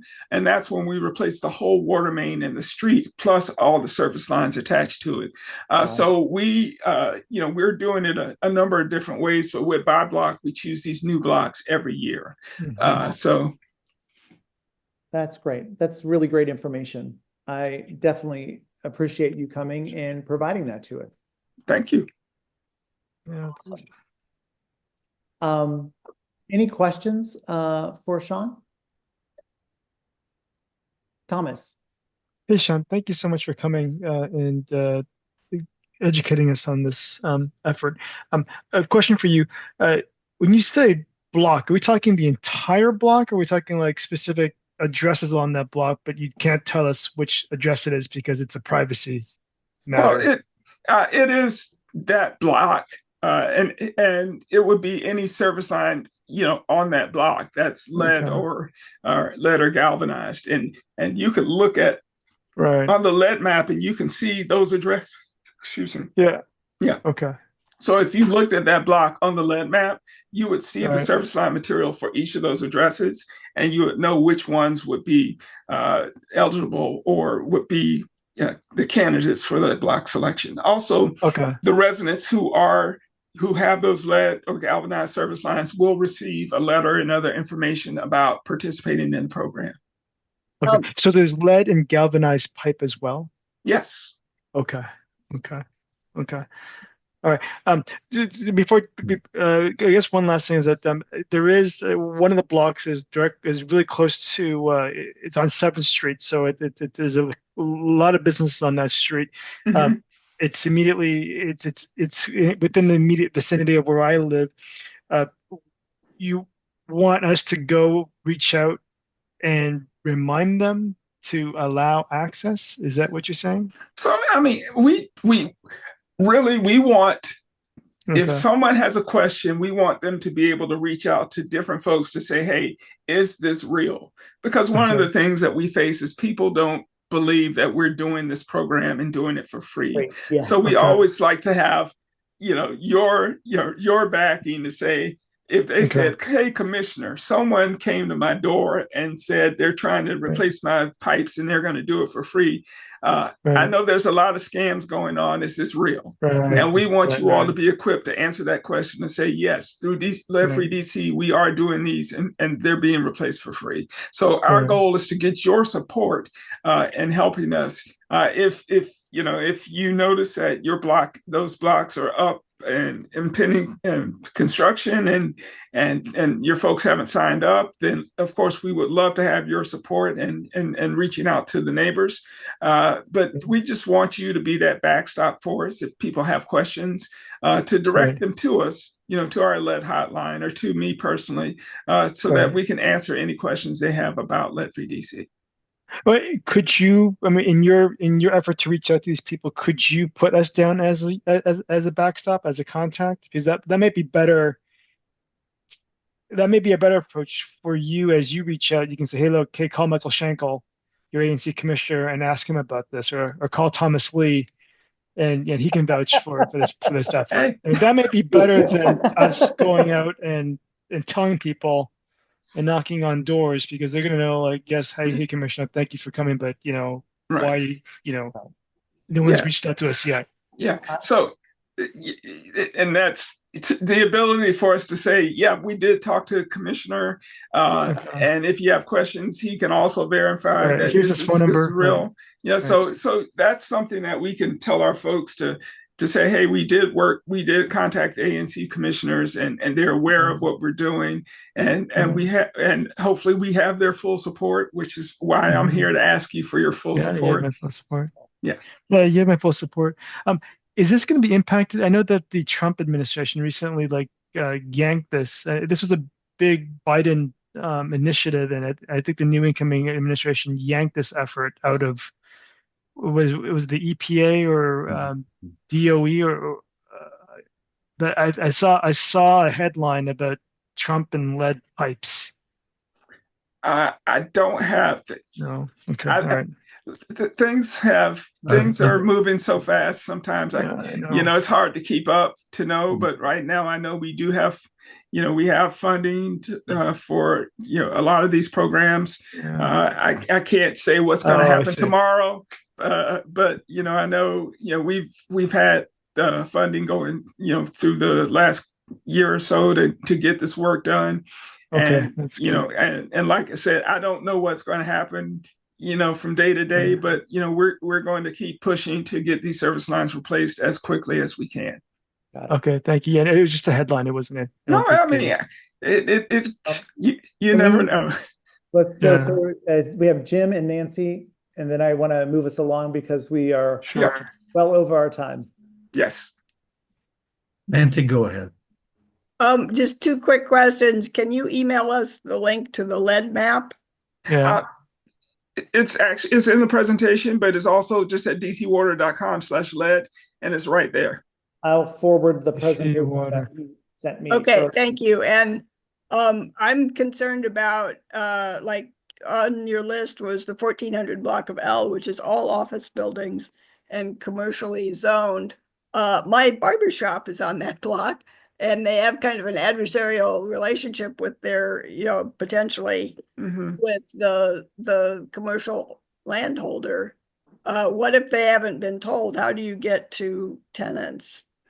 So we email, of course, we reach out, we send a letter to the landlord, whoever is the owner of record, but we also leave information at the door for tenants or whoever is there at that address. So they'll get that information as well. But if it is a lessee or a renter, then it's we want them to reach out to their landlords, and we know that there's not always the best relationship between landlord and tenant, but we try to hit both sides, both the owner or landlord and the tenant, and hopefully somewhere in that loop it'll get closed, and we'll get that agreement signed and the service line replaced. Okay, great, awesome. Jim? And I was well, let me just say you had me at lead. Yeah. With this issue, because I know it's a vital and important issue throughout the United States, especially in Flint, Michigan. We were made aware of this at that point in time. But do you have any sort of ideal half page or one page for us in terms of supporting you with this, so that we're all saying the same thing to the people who are within the communities that we need to contact us to say we support you? So what I did send you previously was a copy of our brochure. I sent that to the ANC commissioners, which is for the program, which is the same brochure that we leave when we go door to door canvassing. So we do have that, but I also have a flyer and other materials. If you do need those, I can certainly provide you with that information, just so we're all, you have all the information in the background that you need to answer questions from your constituents. Great, thank you. All right, thank you. So if you would just drop me an email and let me know what you need. Okay. And I just forwarded the last email that Sean sent us around, so you have that. I would like to move that we publish a letter of support on our website and our blog, alerting folks that this is going on and providing some of the contacts that Sean has provided in that letter to say this is a real initiative. Excellent. That would be wonderful, and I would love to. I would provide you whatever information in support of that that you would need, that you could distribute to your constituents. So just let me know what you need. Awesome. That sounds great. It's seconded by Thomas. Is there all in favor? I'll put some of the 4 or 4 in favor. I'll put something together and we can distribute that, and we'll have you take a peek at it, Sean, just to make sure that we're all on the same page. Actually, that is great. Thank you so much. I appreciate that. You're very welcome. Thank you so much. All right. You all have a wonderful evening, and thanks again. You too. Thank you. Me And I too. see Joanne is back with us. I am back. Hi, sorry about that, Joanne. Okay, it's my fault. I think my computer's acting up a little bit, so rather than take a chance, I'm not going to share the screen. Okay, got it. Okay, and I will start. And as I said, I'm with 3RC for DC, which is a group of nonprofits, a coalition which supports a bottle bill, which is a mandatory returnable bottle fee, 10-cent deposit, which you get back when you return the bottle for the District of Columbia. 10 other states have it. They've had it for at least 20 years. It's worked really well, and it's cut down on litter, and we would like to get it here. And you can ask, what's the problem? Now, I'm going to show you a picture, and I don't know if this is going to work or not. You see the litter here on the street? That's on Mount Pleasant Street. That's one block. I looked just in December of this year, 1 hour, less than an hour, I found like 11 cans on Mount Pleasant Street. This is a picture of the Anacostia River. I've been walking, kayaking, boating on the Anacostia River for more than 30 years. It is unbelievably polluted, and a lot of that pollution is cans and bottles. That's the problem. We, the volunteers, collected over 4,000 bottles and cans at cleanups to learn what is the extent of the problem. And the problem is that there are over 337 million plastic bottles alone sold in the district each year. I mean, that's an unfathomable number. You don't realize how many are sold. 337 million. That doesn't include the aluminum cans or the glass bottles. Of those 337 million plastic, they call them PET bottles, or a particular type, only 64 million are recycled. Less than 27% are recycled. That means that 273 million escape. They go into the landfills, they go into incinerators, because in the DC, everything that we don't recycle goes into incinerators. The Container Research Institute estimates we will recycle 285 million plastic bottles instead of only 64 with a bottle bill. Bottle bills cut litter in the states that have them, in the 10 states that have them, between 69 and 84%. And depending, some states have 5 cents. They're trying to get it because they were a deposit of 5 cents rather than 10, because they were instituted their bottle refund program in the 80s, and it's not economically feasible anymore. So states that have a 10-cent bottle return rate or 10-cent deposit have a higher return rate. Do they work? Yes. The 10 bottle states account for only 27% of the US population, but they provide more than 50% of all the bottles that are recycled. So recycling, the mandatory recycling or mandatory refund actually works. Recycling rates for cans, glass, and bottles are much higher than in bottle states than states that don't have them. How do they operate? You pay a 10-cent deposit when you buy each personal beverage container. So that would be something that's 300 milliliter. I think it's 300 milliliters or less. And the beverage companies pay a handling fee to cover the costs, and also the unreturned deposits also go to cover the cost, 25% of the unreturned deposits.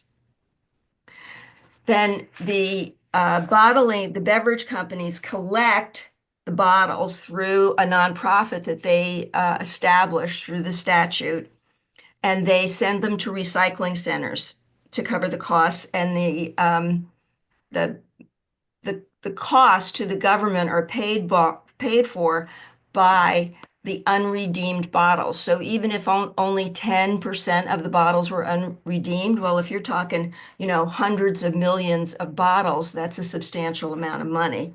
So that those unredeemed deposits or unclaimed deposits go to pay the costs for the city, which are very low because the bill sets up a nonprofit to handle the mechanics of returning the bottles.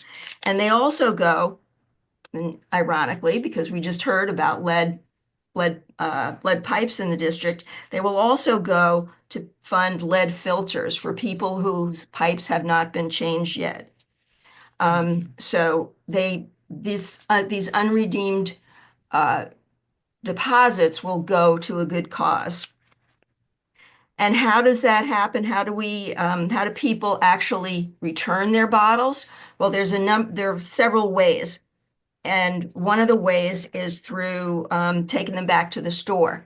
Now, we worry in the district, some of the wards don't have a lot of grocery stores, or some of them just have mom and pop stores. So what the bottle bill provides for is small stores don't have to reclaim the bottles.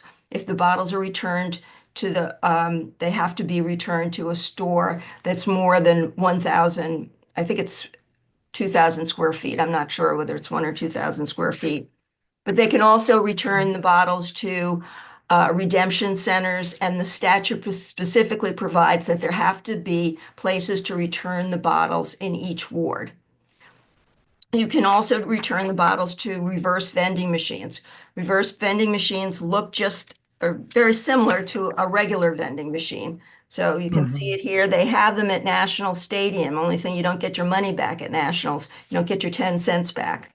Those bottles can go back to be placed in the vending machine, and you get a receipt which you can immediately turn into any either redemption center or retailer to get the cash. In a lot of states, and I saw this because I was at the DC State Fair in September, and I talked to a lot of people actually from all over the world who had bottle laws in their states or countries. And the people in Maine told me that it's a big source of fundraising in Maine. They originally, when the bottle bill passed, because the population is so spread out, they had trouble finding redemption centers and retailers. But what ended up happening is the high schools and the grade schools ended up using the return bottles for fundraising drives, and it worked out really well. And everybody, the schools got support, and people were able to return the bottles locally.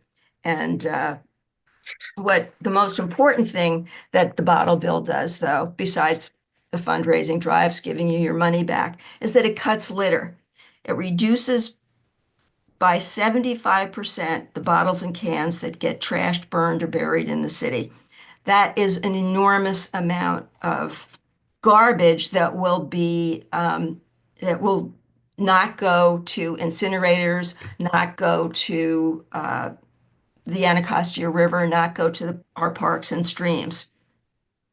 It promotes environmental justice because much of the container litter is in wards 5, 7, and 8 along the Anacostia River. You saw that picture. It's not unusual. I wish it were, but it's not.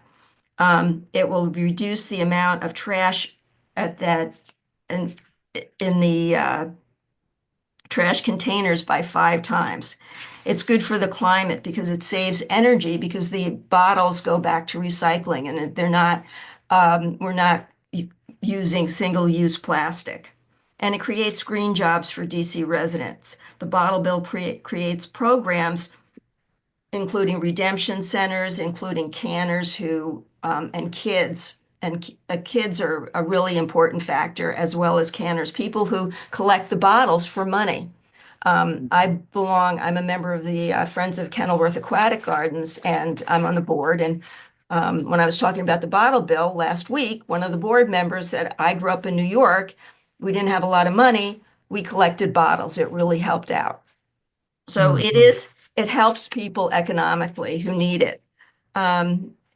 Through both the fundraising drives, through the redemption centers, through the canners. And as a matter of fact, another thing that happened, I went to a program in Ward 7 on Saturday, and a faith-based program, and Councilmember Nadeau spoke about the bottle bill. And she asked how many people in the audience remember when they were kids, the bottle program in DC before the company switched from glass to plastic. People used to recycle. At least 5 people raised their hands and said, yeah, this is how we made money when we were kids. So we're returning actually to a system which used to work.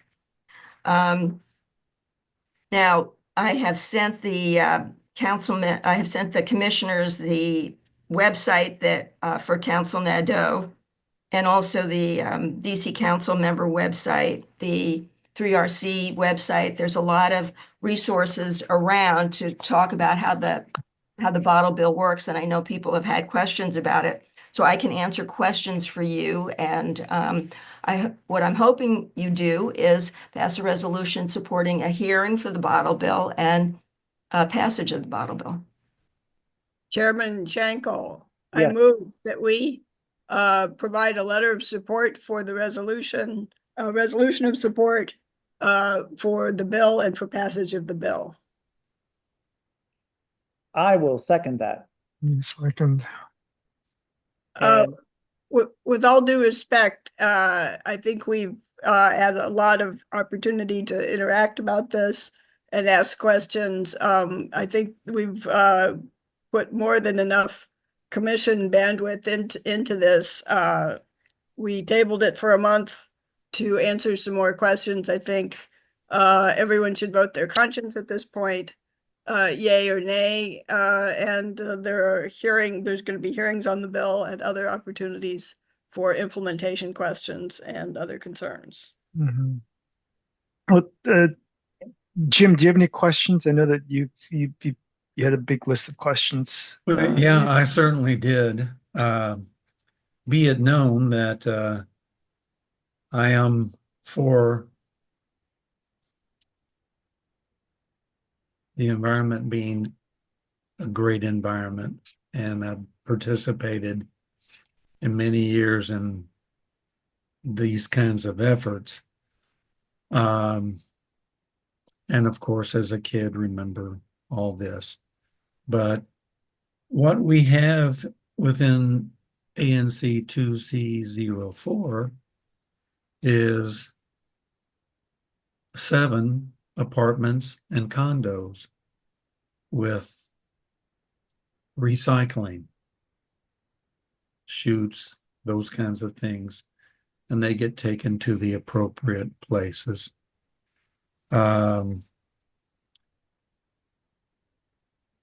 I can't begin to tell you how many bottles that are processed where I currently live. And those processes get championed by the people who are doing it. I'm not sure really what would compel us to say, oh, we're not going to use that. We're going to somehow gather all of our bottles and cans and whatever it is we're recycling here and put them back into some type of thing to get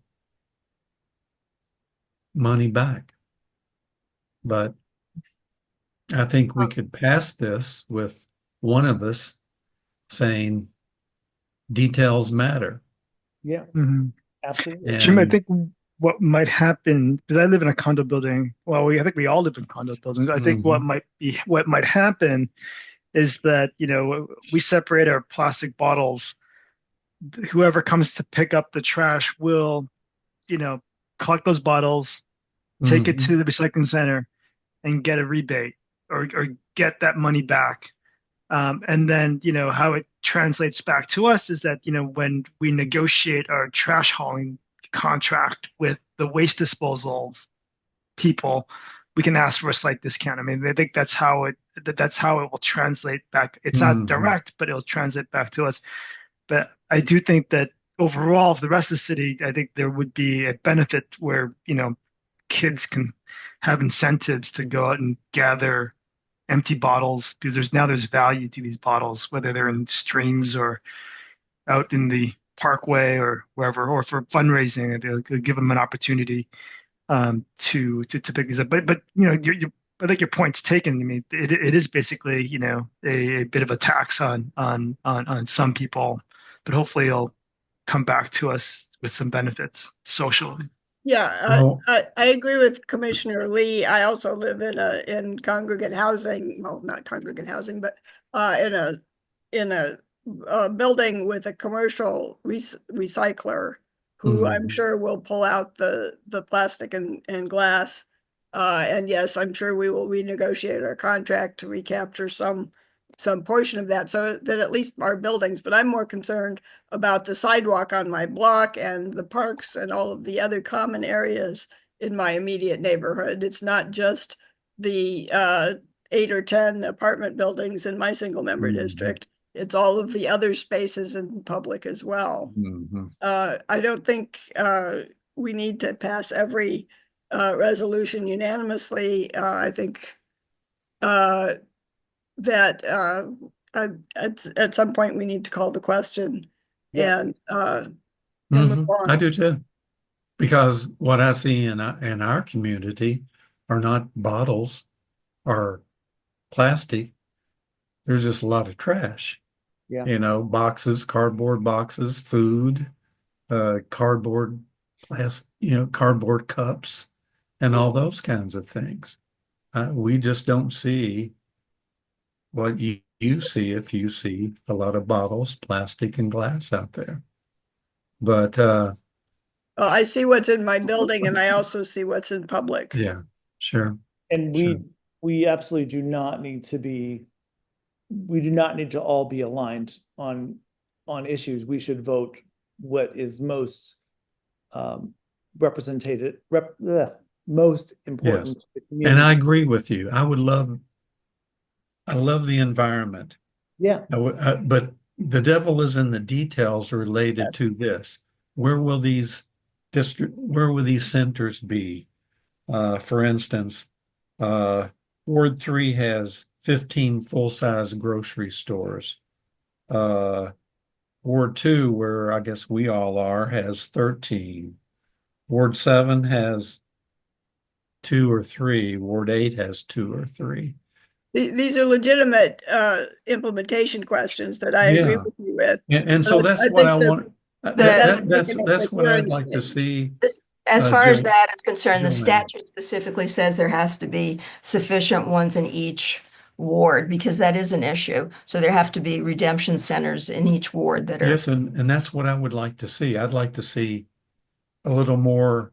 What is this final look going to be? I think this will pass, and I'm hoping it will pass. But I would like to base my decision upon what the bottom line is. Yeah, absolutely. Okay. Absolutely. So I completely hear you. So the question is called. It is a motion on the floor to send a letter of support from Nancy. I have seconded that.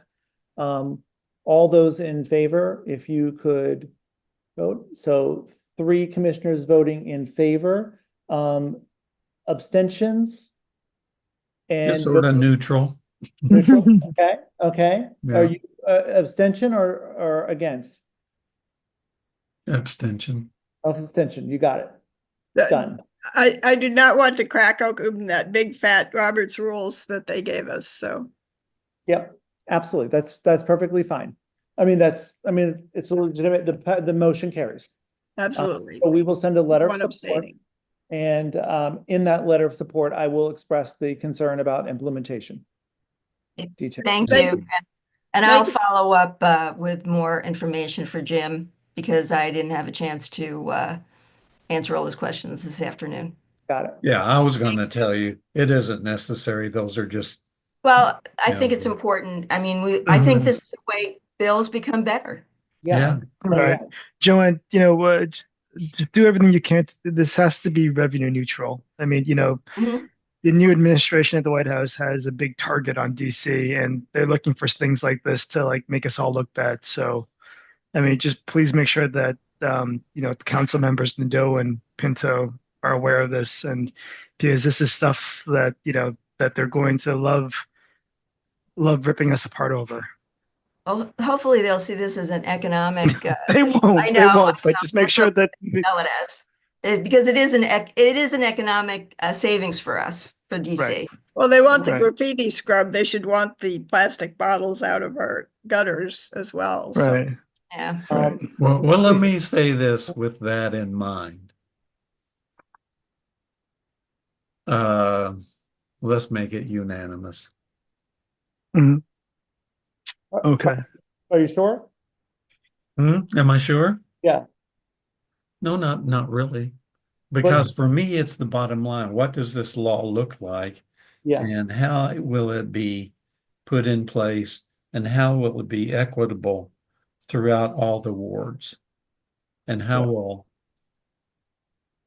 this really help Ward 7 and 8? I really appreciate all of your concerns, Jim, and no one's impugning anybody's motives here. We're all on the same side of this. It's just a different flavor. So I urge you to vote your conscience and your representation of your neighborhood Well, thank you. as how you feel called. Yeah. And so, Jim, are you wishing to change the vote or remain? No, let's make it unanimous. Okay, we'll go 4-0-0. Okay, got it. No, Okay. no pressure. Well, because this will become written and out. Yeah. And Joanne, you know what the basic nuts and bolts concerns are of mine. I just want to see how the final law looks. Yeah. What's involved here, plastic, and people get gallons of distilled water all the time because of health reasons to put in their humidifiers and all this kind of stuff. And there's just health issues involved in this as well. And are we saying that we in our wards can afford to pay 10 cents a bottle? Can they do that in Ward 7 and 8? I don't know. Yeah. It's a great question. Would 5 cents make more sense than 10 cents? Mm-hmm. The money is fully refunded, so it's Yeah, I know, but the out of pocket initially. Yeah. And the SNAP fees do cover it. Mm-hmm. So I want to thank you so much, Joanne, for being here. And we will get that letter of support off. And will I send a copy of that to you and to Nadeau's office? That would be great. Yes, thank you. I will do that, definitely. Okay, terrific. Thanks very much. Thank you so much. I appreciate you being here. The last item, I'm going to recommend, since we are so late, that we postpone, but I wanted to tell the commission on what my thoughts were on this. I put on a resolutions regarding the guidelines for property development in Chinatown. As we heard earlier with the comments on the I Street development, I think that the commission should potentially put forward a resolution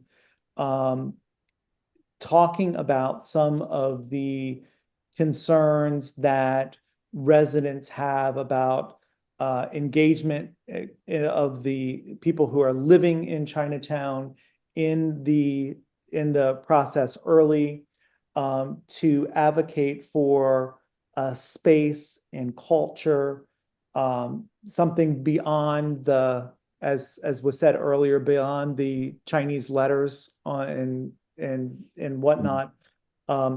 So as I heard tonight, I heard DDOT talking about it. I heard two of our guests talking about it this evening as well. Oh, Thomas and I participated in a meeting late last week around the H Street Hotel project with community members. I think we need to put together this guideline, and I'd like to recommend that when we form a group to talk about the design aesthetics of Chinatown, we incorporate this into that discussion on how we can encourage developers to consider more of these points. Yeah, I am especially concerned about the residents of Luck House as being much more vulnerable. Yes. To just being swept along with the gentrification. Yes. Of the whole area. Exactly.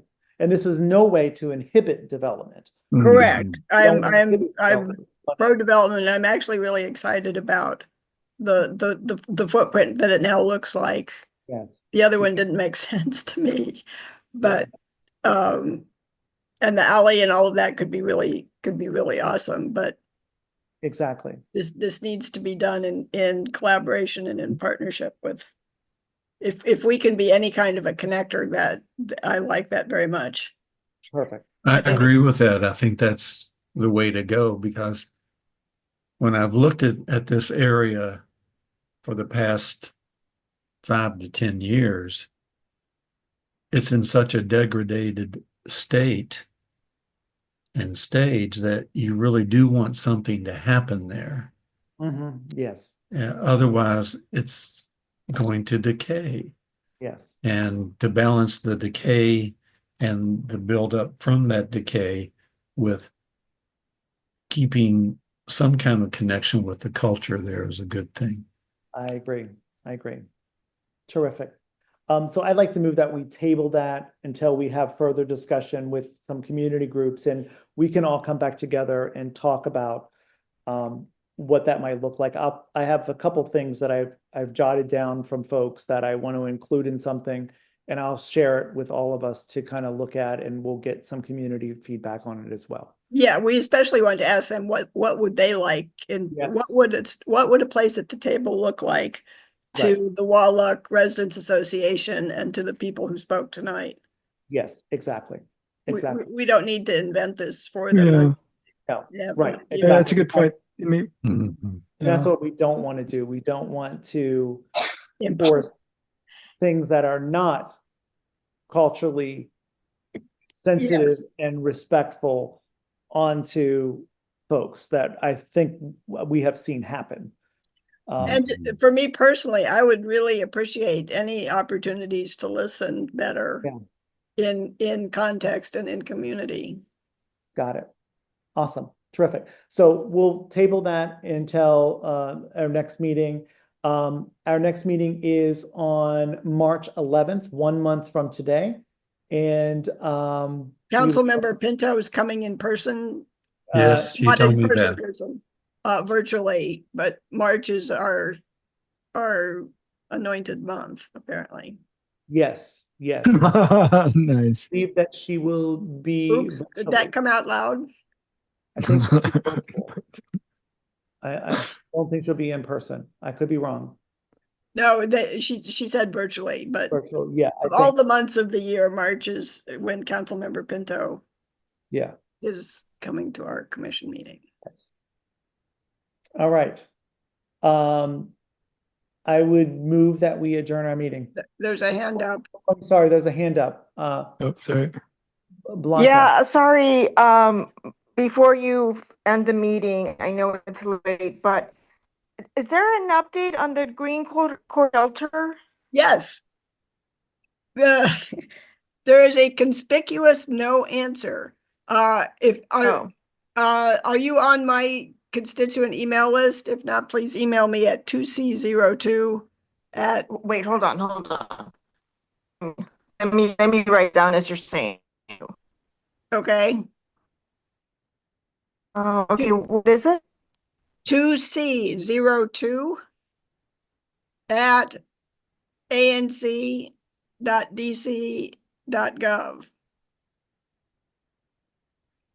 Okay.